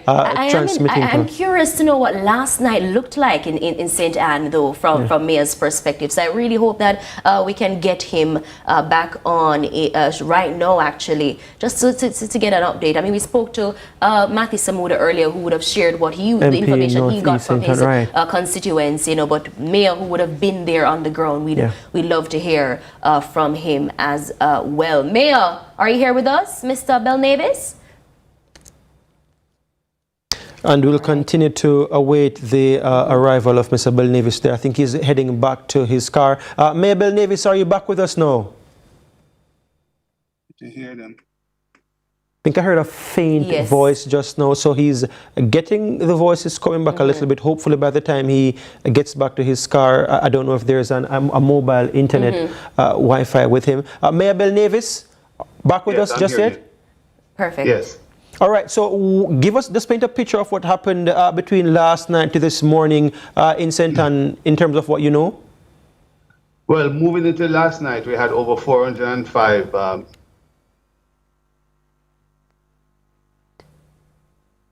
So that may very well be us, I think so. I saw a flickering here, and then he went. So again, viewers, live television happening right now. We're trying to bring the very latest to you. So the internet is going in and out. The power may as well go in and out. Of course, we have generators chipping in. But at the moment something happens, let's say it's a lightning strike or something affects the transmitters outside, a fallen tree, this may very well happen. But as much as we can, to the best of our ability, we'll continue trying to get the various officials right across the country, the various departments who've gone to health, we've gone to fire, and we're now getting an update from the mayor. We've also heard from a minister as well, so far, and more than one minister as well. So we're giving you every single angle that we can. But we're going to take a quick break right now on Sunrise, and we will be back with you momentarily as we try to sort what's happening with the mayor of St. Anne's Bay, Michael Belnavis.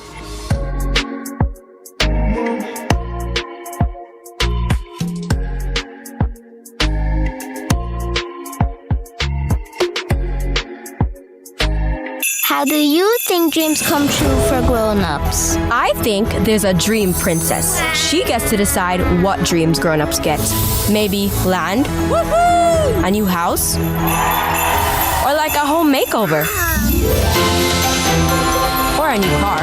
You know, those things grown-ups like. Even a light-up toothbrush? Seems like grown-ups get exactly what they dreamed of. Forget Santa.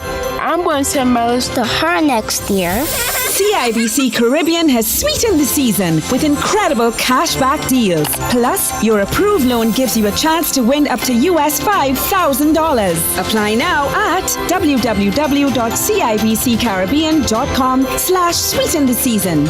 Terms and conditions apply.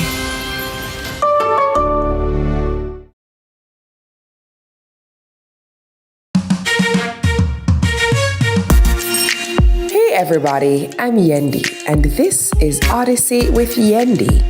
In this space, we connect with some of your favorite people as they share their journeys. Here we have some unfiltered conversations as we deep dive into their inspirations, motivations, and experiences to inspire our own life journey.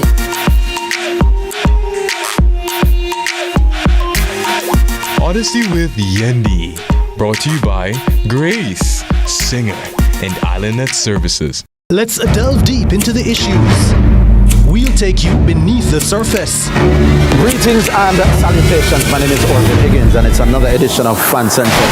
Talking to the people at the heart of the top sporting stories. Hear from your favorite sportsmen and women and the administrators who work tirelessly to make it all happen. It's live sports talk. I've written an entire article. Looking at all the major issues every Tuesday at 9 p.m. It's Fan Central.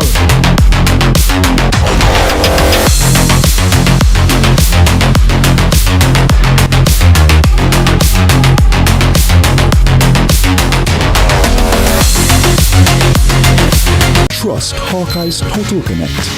Hawkeye, securing what matters most. Time by Hawkeye is 8 a.m.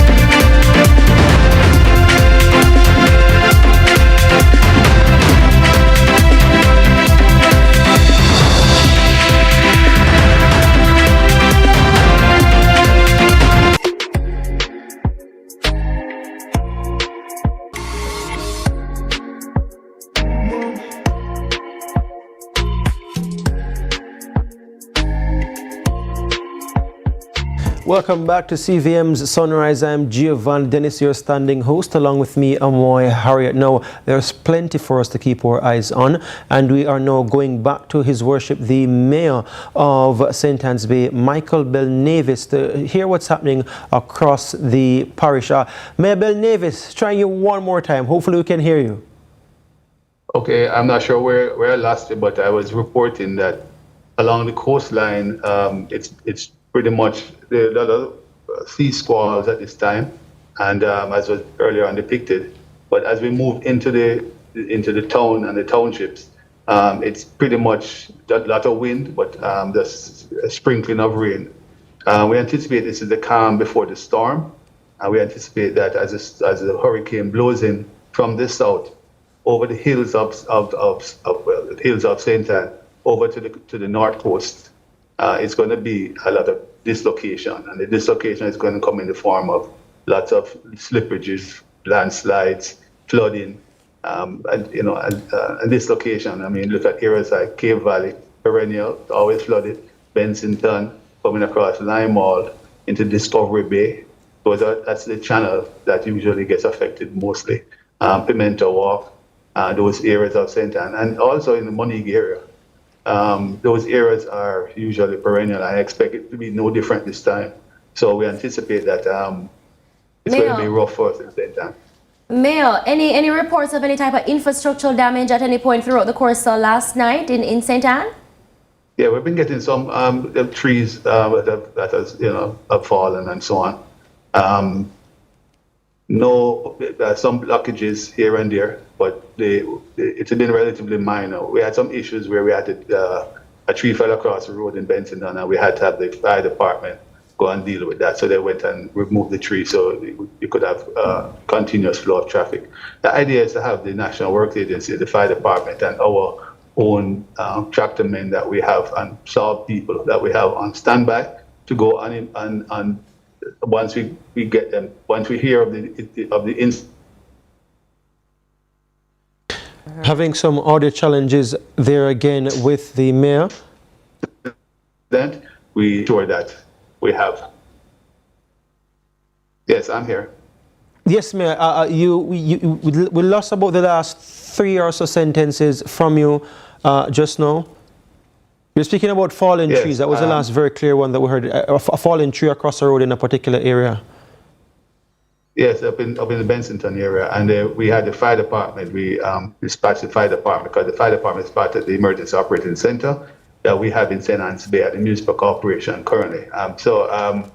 We sleep over there to ensure that we have total control over all the agencies, to include fire department, police, Red Cross, Ministry of Labour and Social Security, councillors, and we all stay there and dispatch wherever there is an emergency. So we're currently doing that, and people call in and we dispatch based on the situation. Yeah. Currently, what we have currently with the shelters, that's another story because earlier on in the day we didn't have much take up, only 100. Last night, the last count that we got before everybody went to bed was well over 400. this morning, it's pretty much the same.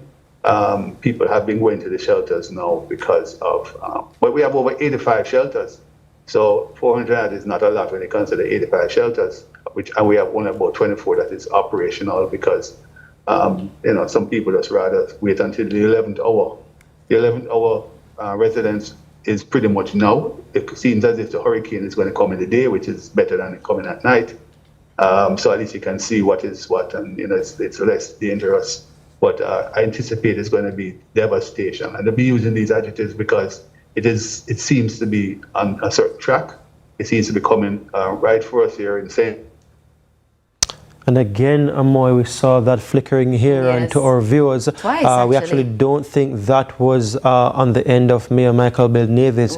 That seems to be on our end. The lights are flickering here. When the light goes out, the internet is what takes a little bit longer to come back, and we have lost the mayor right there. Yeah. All right. So that was Mayor of St. Anne's Bay, Michael Bell Nevis, giving us a clear picture of how St. Anne is preparing over 400 persons in shelters in the 24 operational centers in operational shelters in that parish.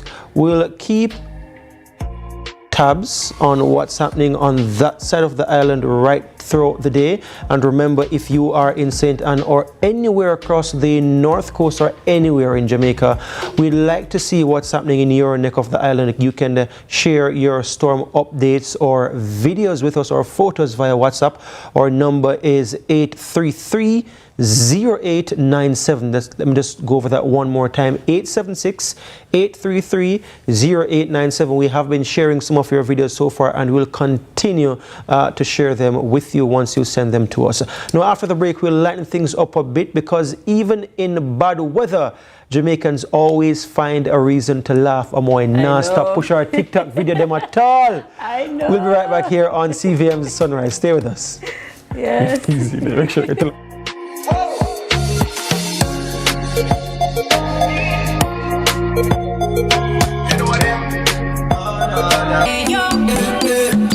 And everybody with me,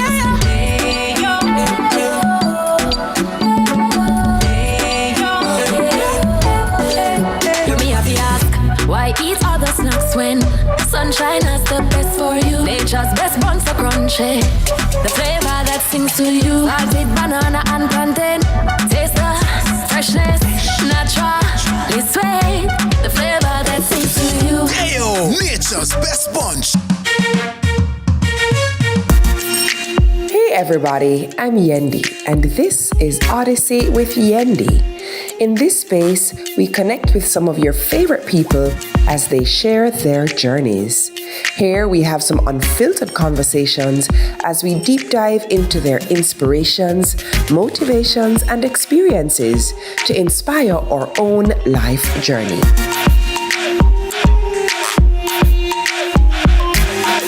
Odyssey with Yendi, brought to you by Grace, Singer, and Islandnet Services. Let's delve deep into the issues. We'll take you beneath the surface. Greetings and salutations. My name is Orville Higgins, and it's another edition of Fan Central. Talking to the people at the heart of the top sporting stories. Hear from your favorite sportsmen and women and the administrators who work tirelessly to make it all happen. It's live sports talk. I've written an entire article. Looking at all the major issues every Tuesday at 9 p.m. It's Fan Central.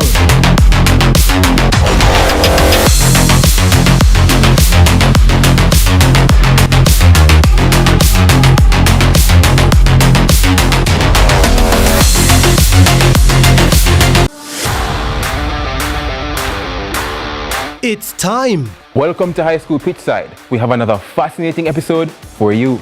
More matches, more big clashes. Let's talk about some of the big rivalries coming up this week. More of your favorite features. And trust me, you won't fall asleep in this history class. And of course, we always want to hear from you. Hear from your alma mater's players and coaches in Team Talk. You know we can't leave you out. So send us your messages on social media and watch us react on FanView. And you know we love a good little debate, right, Gio? we've got you covered all season long on High School Pitchside. High School Pitchside, your ultimate guide to all things schoolboy football, Thursdays at 8 p.m. on CVM TV.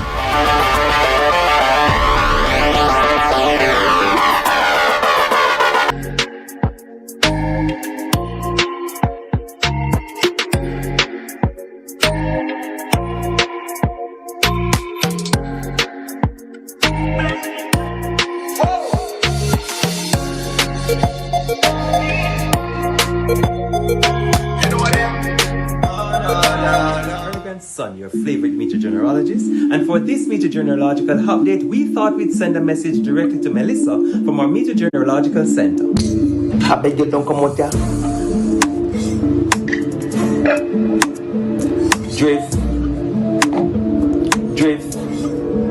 I beg you don't come out here. Watch out for you bad weather. One stop you, Melissa. We are bad star survivor. So we move, so we button, so we ready with that. Move. Wait, trouble, maker, y'all draw, wait, from where ya, make advance down our west, we know why your picture. I beg you don't come out ya. Drift.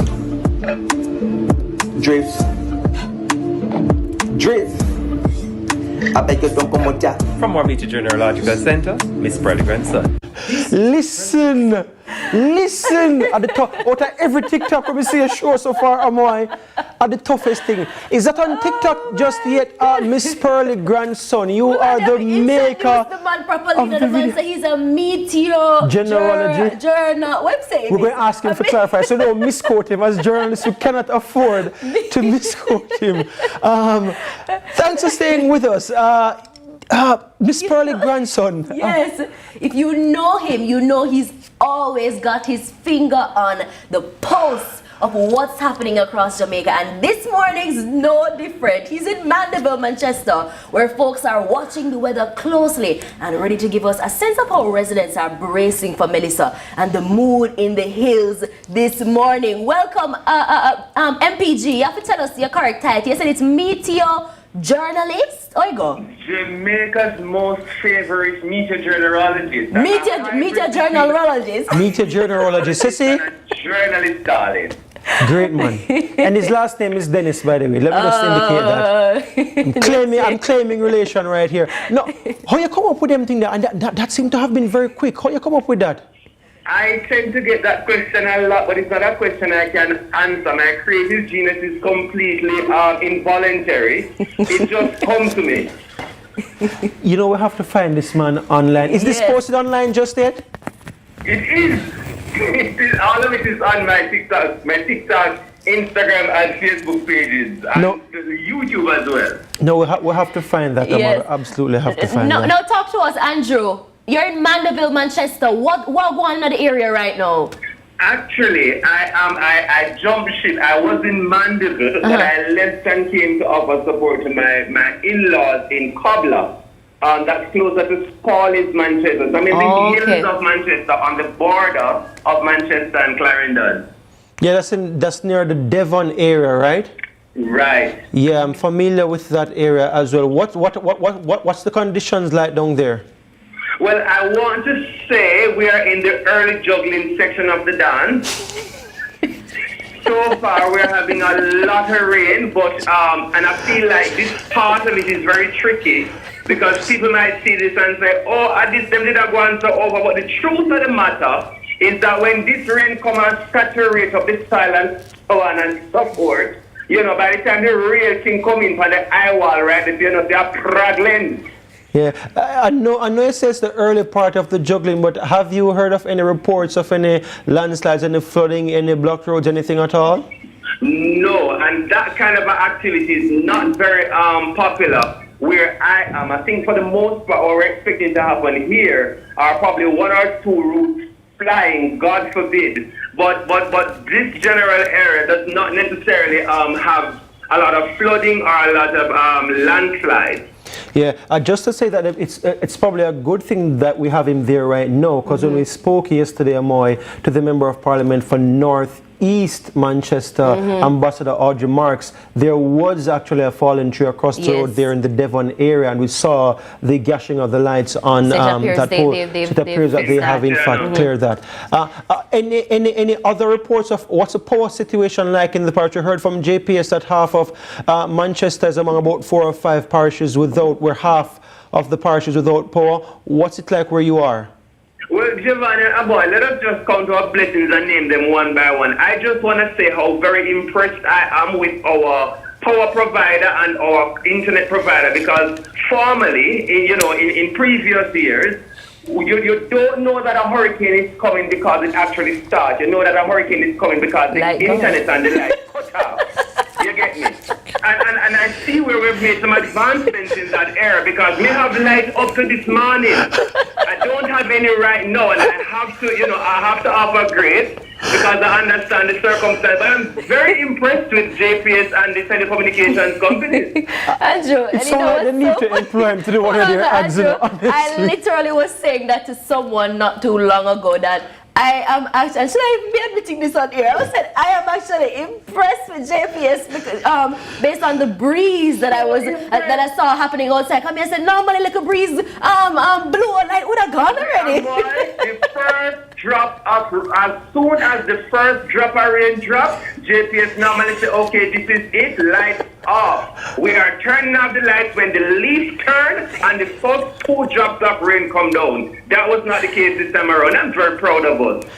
That what you're describing now is the resilience of our power supplier and our telecom suppliers as well. But what about in terms of the resilience and the kindness perhaps of what you're seeing in Manchester so far? Anything that you've witnessed that stands out to you? Listen, I haven't been able to see much, but I can tell you I have my water boot on my arm. And what you know, excitement, the wind started to sing outside the window, Giovanni.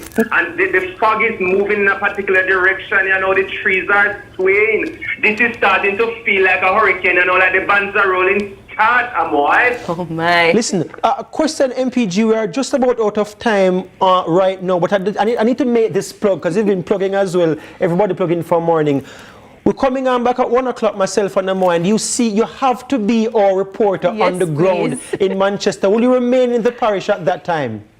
I am absolutely happy to do so and to be on spot for it. But I just want to say this before you go. Jamaica has the record for the fastest man in the world and the fastest woman in the world. And we're about to also have the record for the fastest hurricane in the world. We are just a record-breaking kind of people. Listen, Jamaicans will always find a way to make humor. I promise you, everything MPG is saying is accurate. But it has that Jamaican flair. Right. Well, we can't report in our patois. I'm a very big advocate of making patois an official language. So that if I'm on TV right now using patois, nothing wrong. It official. It already is. Yes, no, I mean the government to recognize it as a second language so it can be taught in schools. Normalize patois in professional spaces, because that's not normalized, God Almighty, we've had some excellent reports from all our reporters here on CVM TV so far. Only one of them would have probably say a second behind and a Kingsley last night, MPG, but that bad. In terms of patois and the creativity, the only reason why I not put here #1 so far because we can't actually see you down there and sit on the ground and a TV way I do. So you're not #1 only because we can't see you. So if you want to go #1 on CVM's tracking Melissa coverage so far, we have a prize for the best reporter. Make sure we can see Make you sure we can 1 o'clock. see you when you come back to your 1 o'clock. And if you can't see you, we're asking you to send us some images and footage of everything that you're seeing. Anything you see, send it to it. But of course, make sure. No problem at all. I'll do my very best. Yes, but of course, make sure you are staying safe. That's Andrew MPG Dennis. Miss Thank Pearly you so grandson. Yes, Your Miss grandmother Pearly actually named Miss Pearly?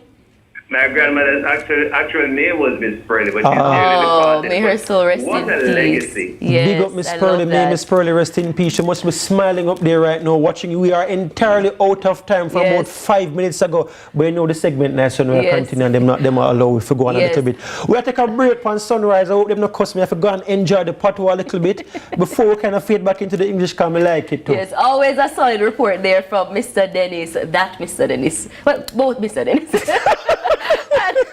and some perspective straight from the people. And again, if you're out there and if it's safe to do so, send us a quick clip or a snapshot of what's happening in your area. WhatsApp us at 876-833-0897. After the break, we'll be talking about how to manage the anxiety and uncertainty that comes with moments like this. Stay tuned for more Sunrise. Yo, one top. No, what you're actually out there doing, because this is the longest hurricane I've ever been in when I actually start yet. I swear to you, this a blouse and skirt hurricane take longer to come than it take winter to come in a Game of Thrones. Melissa. Why you do it, John Crow? Melissa, little food in my house are done. What make it take you so long to come? Jesus, I'm tired! My God! Melissa, what are you doing? No, what you're actually out there doing.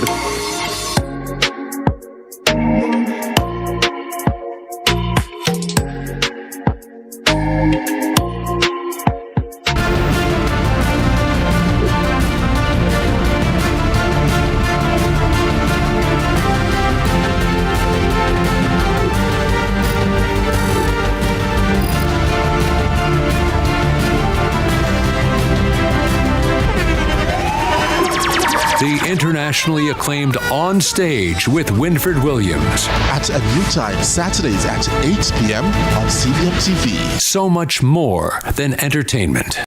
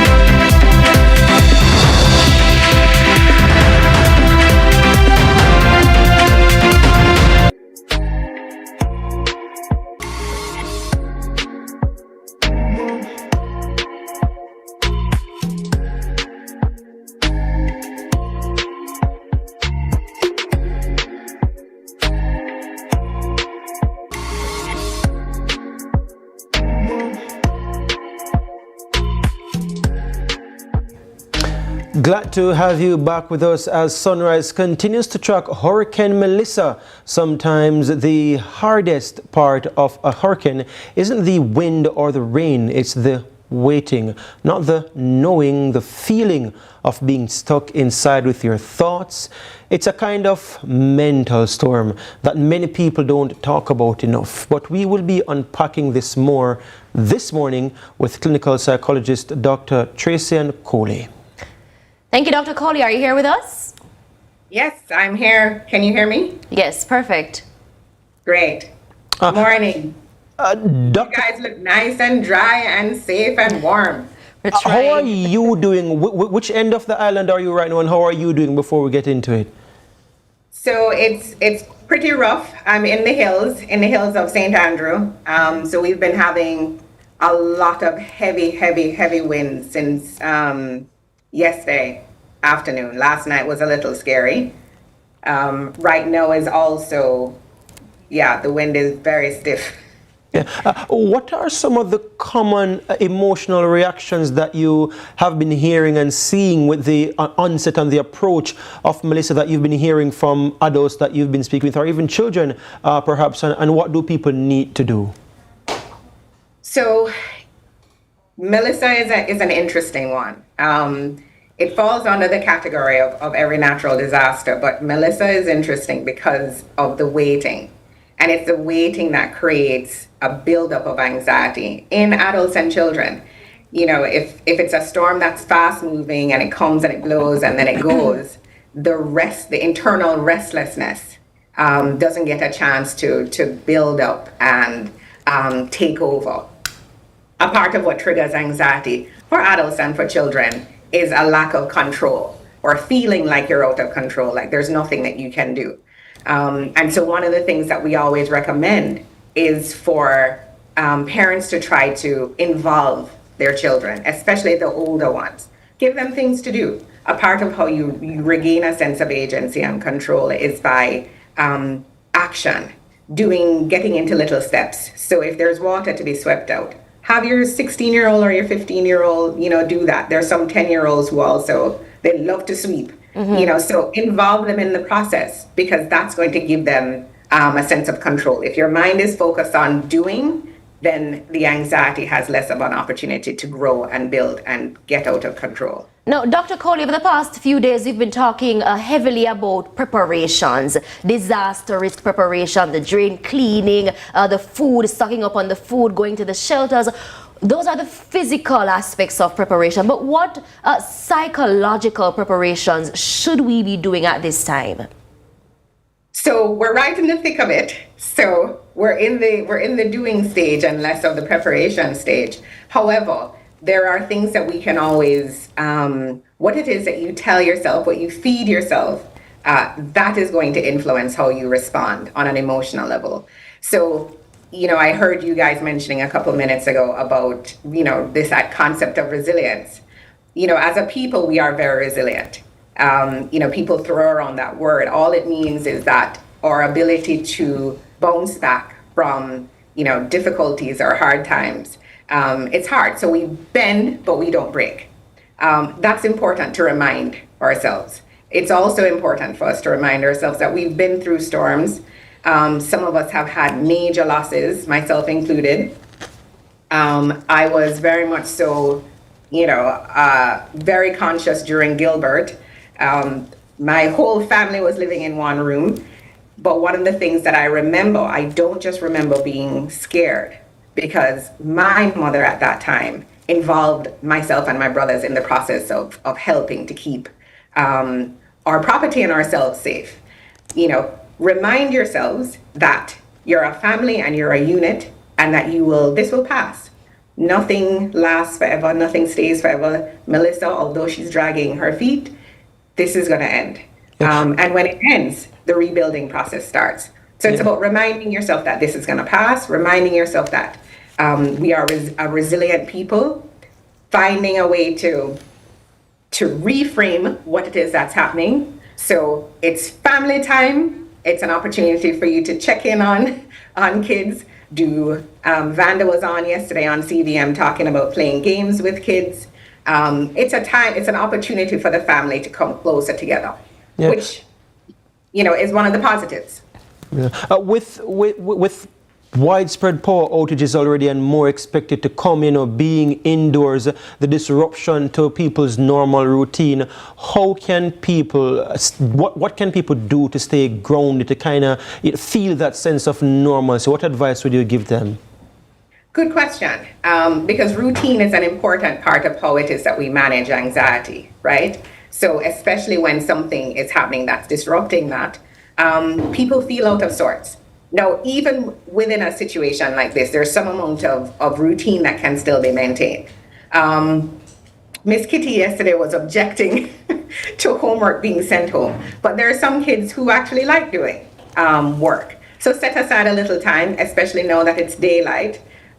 For people, there are lots of people like me who don't have electricity now, and so there's going to be a going to bed early. But for the daytime, there are still things that you can do. You prepare meals together, you play games together, you do a little homework with the kids if that's what they enjoy, you watch a movie together. I, years ago, as part of my hurricane preparedness, bought a battery operated or DVD player. Yes, we're almost out of time, Dr. Coley, we're almost out of time. Yes. So it's important for you to try to inject routine, some amount of routine back into the situation, regardless of what it is that's happening in your particular circumstance. And I think that's very important, because right now what we're seeing is almost like lockdown, COVID 2.0. But thank you so much, Dr. Coley. That's clinical psychologist, Dr. Tracy and Coley, for that much needed reminder to take a breath, stay present and check in on someone who might be struggling today. Now, Gia and I will be definitely doing some breathing exercises. Gia has already started during the break, so right now, now it's in a break like right now. Yes, but we really do need to wrap, because we're going to be tracking Melissa throughout the course of today. And Jordan Fort and Nika Lewis are standing by, and they'll be picking up from where we are leaving off right now. We will be back with you at 1 o'clock this afternoon, but stay tuned to CVM's Sunrise. We're going to a break right now, and we'll be right back in before we go to Jordan and Nika. 5 tips for how you can stay calm during Hurricane Melissa, especially if you live alone. Stay informed, but don't get overwhelmed. Follow the news sites that give you information on the storm. Don't follow those sites that are showing you all the damage and devastation being done, if any. Skip those over. Stay busy. Instead of concentrating on the storm outside, the storm outside, the storm outside, maybe organize a space in your home. Get rid of those clothes that you've been talking about getting rid of for so long. Clear out that junk drawer that has all that garbage and you've been telling yourself, I don't have any time to do it. Use the time now. Create a safe feeling space in your home. Maybe it's even in the bathroom where there are no windows. Maybe you bring some candles, some blankets, something that can play battery operated music, so that you know if you ever get overwhelmed, you ever feeling terrified, go into that space, light those candles, play that music, and block out everything else that's going on outside. Make a hurricane journal. You know, whether you're writing it down, whether you're recording yourself, write down and record your feelings. What's happening around you? What are you hearing? That way you're not keeping all of these emotions inside, you're getting it outside. And you know, releasing those emotions, no matter what those emotions are, could be very, very helpful for you and your mental health. Stay connected. Call somebody, reach out to somebody. Even if you don't have any close friends or family, reach out to anybody that you know. It will be so helpful to know that you're not alone, and you never know. That reach out could be the reach out that person needs to feel safe themselves. You've done the supermarket shopping, you've battened what you can batten down, you've taped up what you can tape up, you've put your ID in the Ziploc bags, you've done everything that you can do at this time. It's not time to freak out. It's time to stay as calm as possible. We got this. We got this. 5 tips for how you can stay.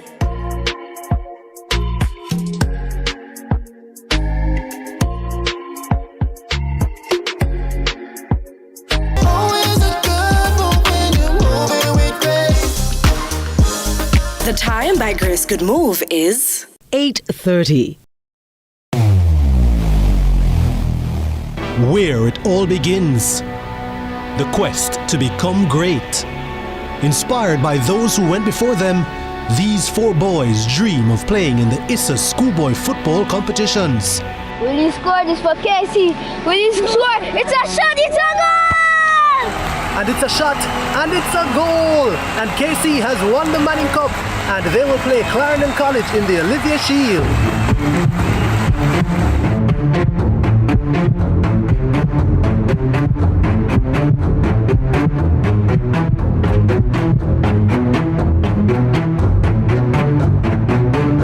And that's what you love to see. They may be rivals, but the camaraderie is what it's all about. Can't wait for the final. When the bus them man, I want to watch my son play finals on CVM, you know. But mums, you can't watch it on CVM website, man. Boy, my son score, my son score, my son score, my son score. Greatness begins here.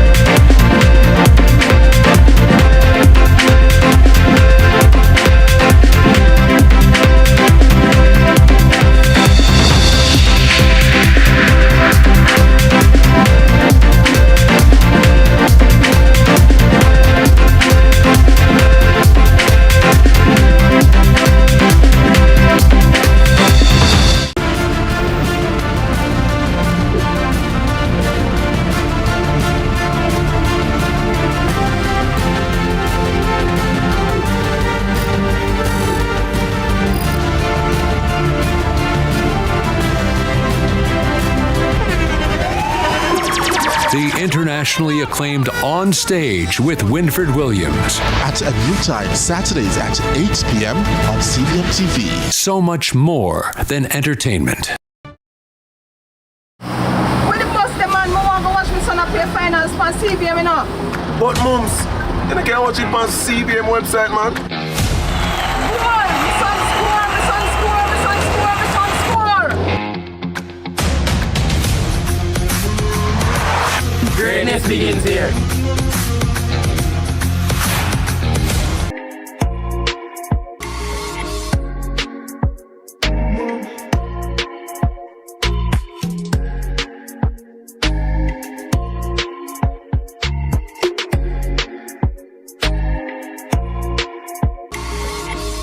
Welcome back to Sunrise. It's 8:36 a.m. and we're heading to the kids' corner. Now, storms can be scary for our young ones, but they also see things in ways that remind us adults to stay hopeful.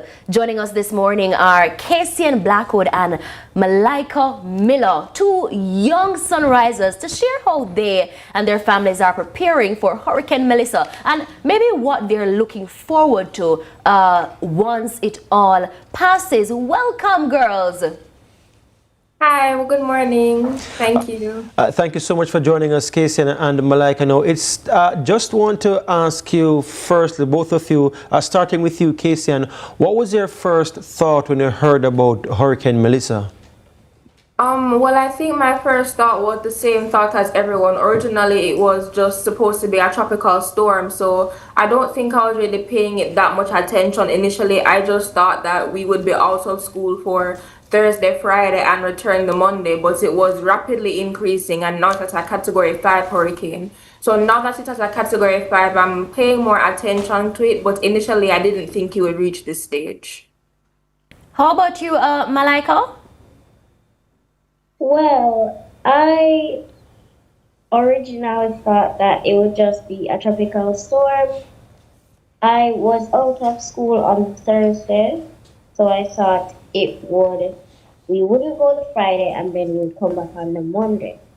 But it has been a whole week, and now people are saying that this is going to be historical. So I'm paying so much more attention, and Daddy helped me understand it better, so that's good. Okay. What did Daddy tell you to help you understand it better? Well, he told me how a tropical storm can rise to a Category 4 or 5 hurricane, and he said he's actually seen it happen before. Yeah. With a hurricane. So Yeah. You're speaking about, missing school and being out of school from Thursday. What has that been like for you?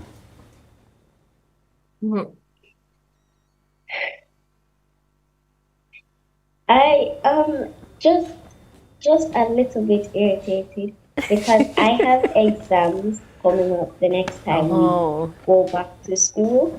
But luckily the school has been sending work in the group so that we can practice and get some experience before the exam. And I've been doing all of it. And we can see more that she's a star girl. You can look at all her medals and the one. When you go to school and have them only for pin there for your class monitor, head girl and all these things. Tell us about some of your positions at school. We're seeing a picture of you in your lovely green and yellow uniform. Which school is it firstly?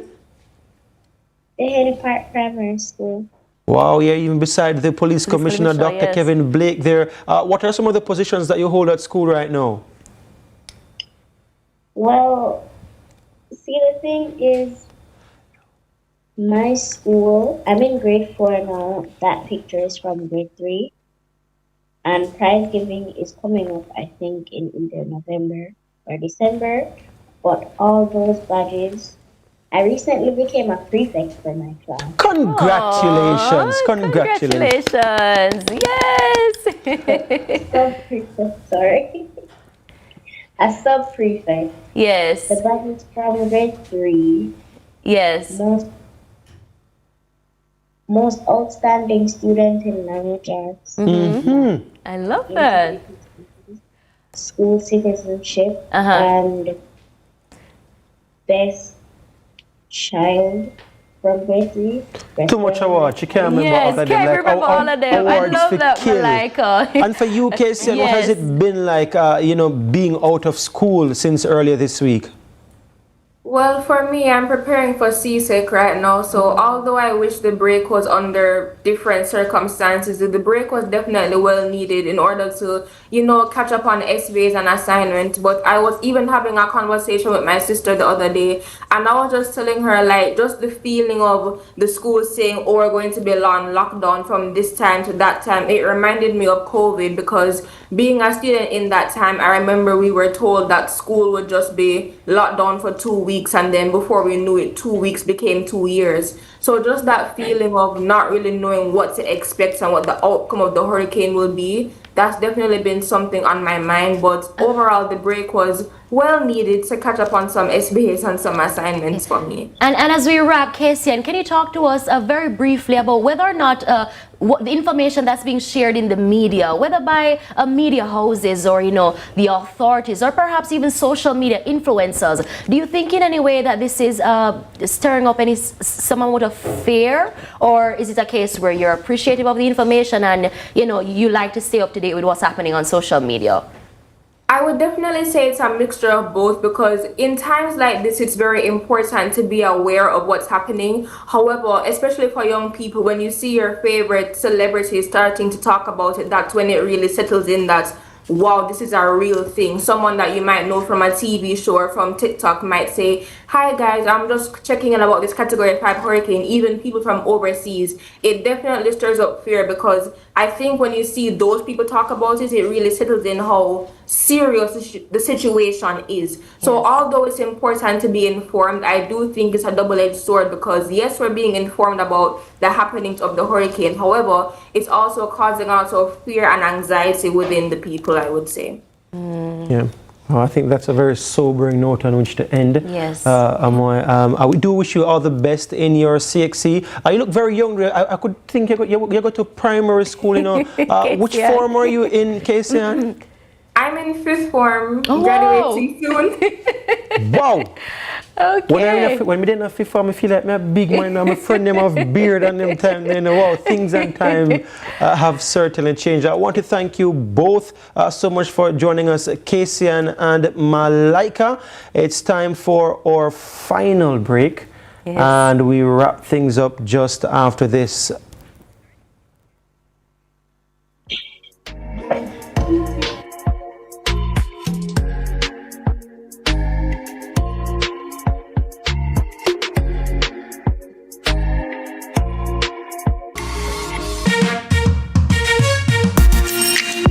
Everybody, I'm Yendi, and this is Odyssey with Yendi. In this space, we connect with some of your favorite people as they share their journeys. Here we have some unfiltered conversations as we deep dive into their inspirations, motivations, and experiences to inspire our own life journey.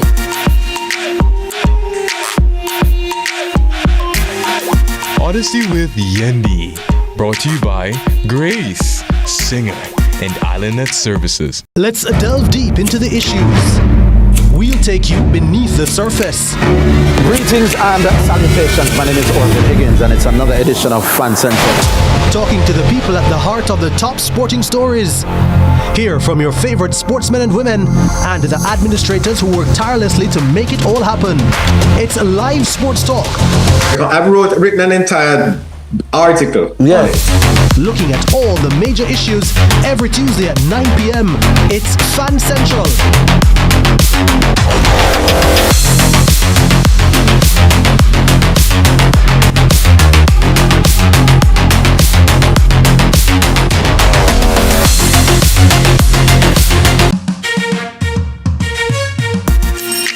Hey everybody, I'm Yendi, and this is Odyssey with Yendi. In this space, we connect with some of your favorite people as they share their journeys. Here we have some unfiltered conversations as we deep dive into their inspirations, motivations, and experiences to inspire our own life journey.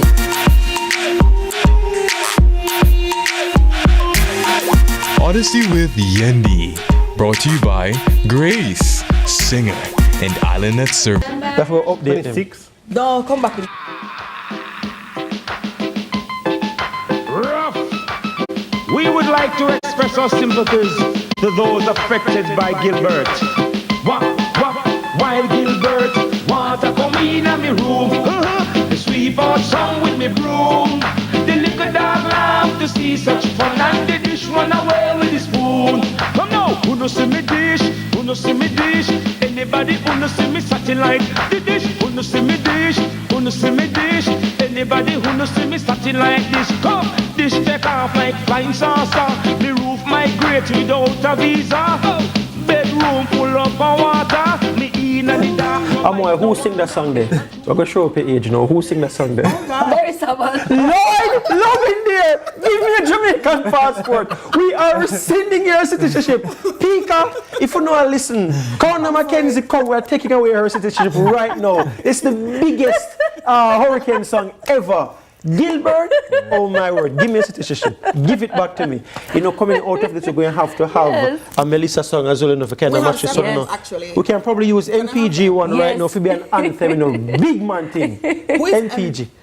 Miss Pearly grandson. There's another one. So we've returned from the break and our viewers are seeing two new people on the set and conversation are going on and I said, what? We're so versatile. We're getting carried away a little bit.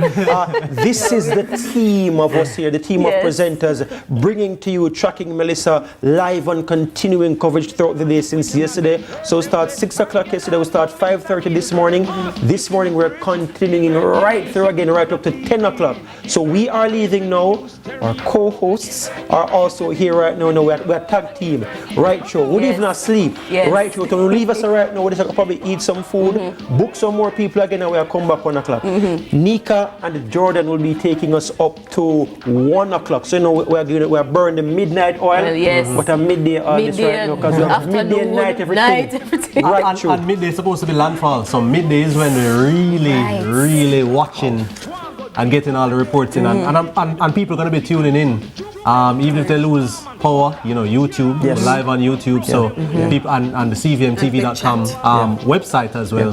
You can find us live there, so people are going to be watching right throughout. And you can also follow our social media pages. If you have to save anything else, want to get the quick snippets, we'll share the most important updates that we decide editorially with you, whatever it is coming from the government officials, also what we're seeing across the island. I've been getting some videos even while I'm on air right now, and as soon as we left off of the set here, we're going to be putting them up on the air as well. What's happening right across the country, parish by parish, town by town. We'll have some stuff from St. Thomas, my friends, my colleagues from the University of the West Indies. Which part them come from again? Attica. This is the highest point on the University of the West Indies. I'm plugging my blog, by the way. So these are videos that have been verified. A lot of people ask me. Free ads are going in the words. Fraternity brothers. So people have been asking me where we are getting the videos, if we verify them, make sure so we now share old stuff. These are from people who I have known and people who I trust for more than 15 years, 16 years. So we now just share things. So stuff from my friends in Mitchelltown, Portland Cottage, Rocky Point. These are places that I was born and grow.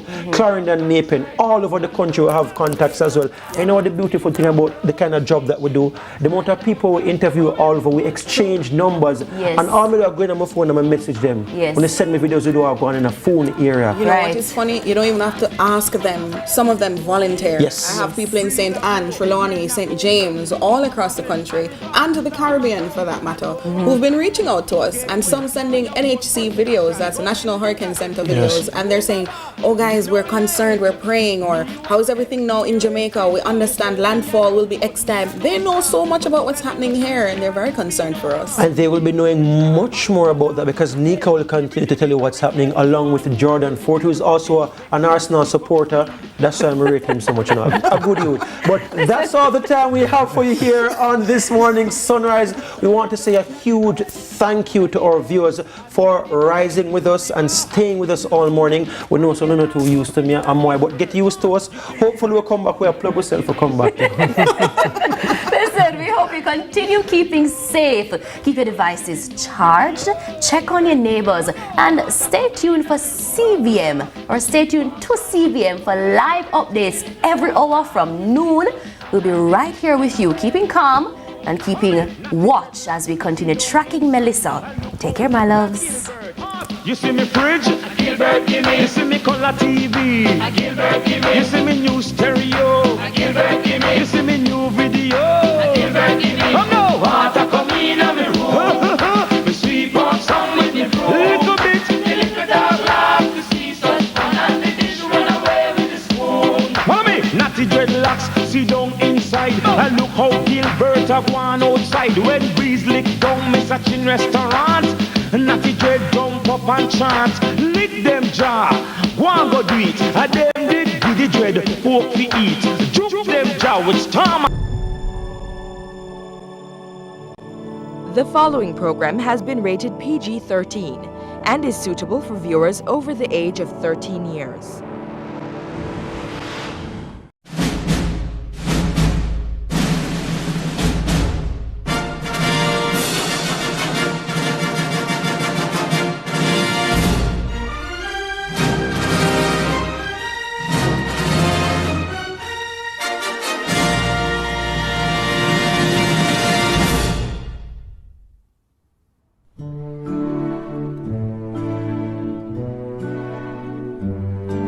"86 years of banging our heads against a big green wall. But we finally did it. That part you know. That part everybody knows. But I got a story you don't know. It's about this school teacher friend of mine named Ben. This is him, back in 1980 when he was a kid. The little guy was going through a tough time. His parents had just got divorced and his mom dragged him up here to Boston where he didn't know nobody. One day, Ben's mom says, "Enough moping around," and she calls her brother Carl. Hurricane Matthew is still a Category 4 hurricane on the Saffir-Simpson scale. It is continuing to move northward, which takes it closer and closer to Jamaican waters.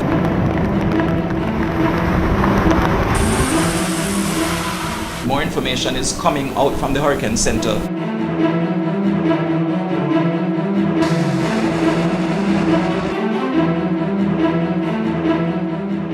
The Atlantic hurricane season runs from June 1 through to November 30. These dates historically describe the period when most tropical cyclones form in the Atlantic basin. A number of tools are used, like satellites, radars, and computer models, to determine where a hurricane will go and how intense it will be. But a critical part of forecasting is done by the specially equipped NOAA aircrafts called Hurricane Hunters, which collect data through high-flying meteorological stations. That will be transmitted back to the Hurricane Center and then made available to all the region, including Jamaica.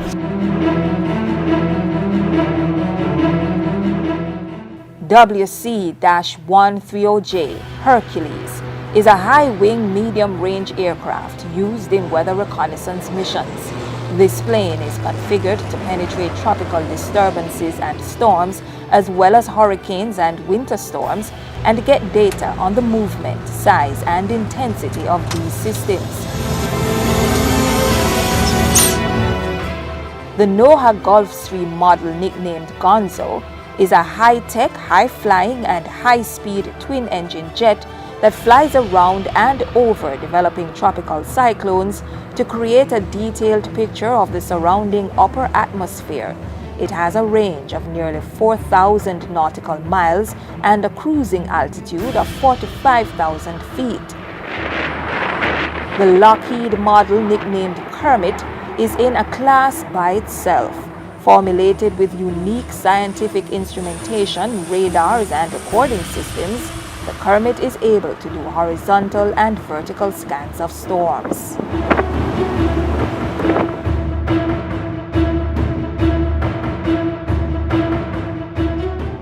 So we'll have two meteorologists sit up front there.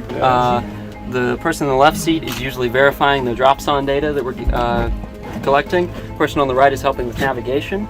The station behind that is where our radar operator sits. So we've got a radar in the nose and a radar in the tail collecting data for us.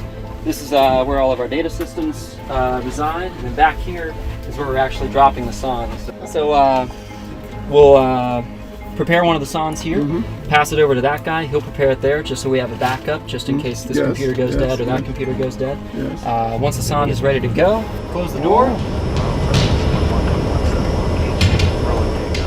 Cutting through the eye wall of a hurricane, lashed by extreme winds, dazzling rain, and fierce updrafts and downdrafts before entering the calm of the storm, probing every wind and pressure change during the course of 8 to 10 hours. So why aren't these aircrafts torn apart during these flights? Well, they are generally not destroyed by strong winds while in flight. It's the sheer or sudden change in horizontal or vertical winds that can destroy an aircraft or cause its loss of control. That's why NOAA Hurricane Hunter aircraft don't fly through tornadoes, but they are always monitoring for hotspots of severe weather and shear that they can often identify on radar and avoid if it's too severe. We are always in direct communication with the National Hurricane Center. As soon as they get the information, we speak to them, they tell us what is happening, and so when we are ready to issue a warning, if we feel that we are threatened, we communicate that to the Hurricane Center. We are ready to issue a warning, what do you think? And we take that decision and they make it public to all the countries, not only in the region, but even wider than that through the internet and other means.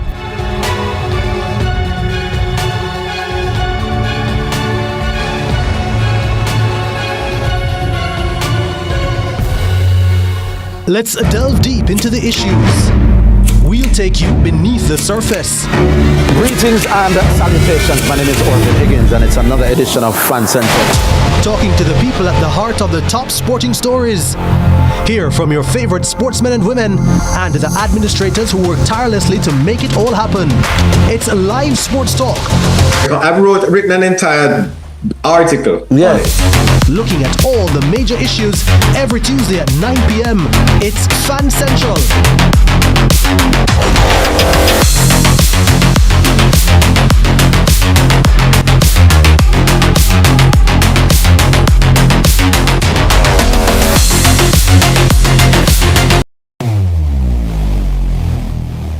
Where it all begins.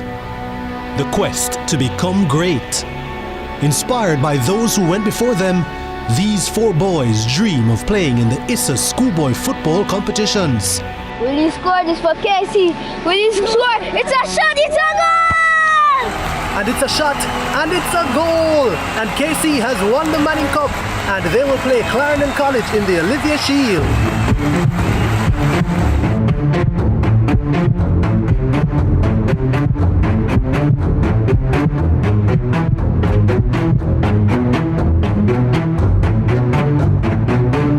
And that's what you love to see. They may be rivals, but the camaraderie is what it's all about.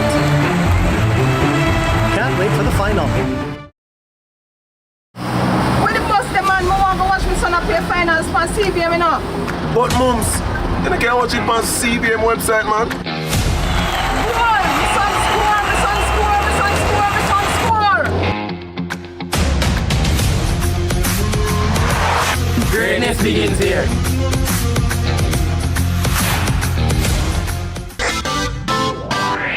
Every dream conquered is another dream gained. I land and I fly again like a jet plane. Headed straight in your direction, 'cause I'm wiser, one step closer. I'm winning 'cause I work so hard. And the music keeps on playing, and the people them I say we are my show tonight.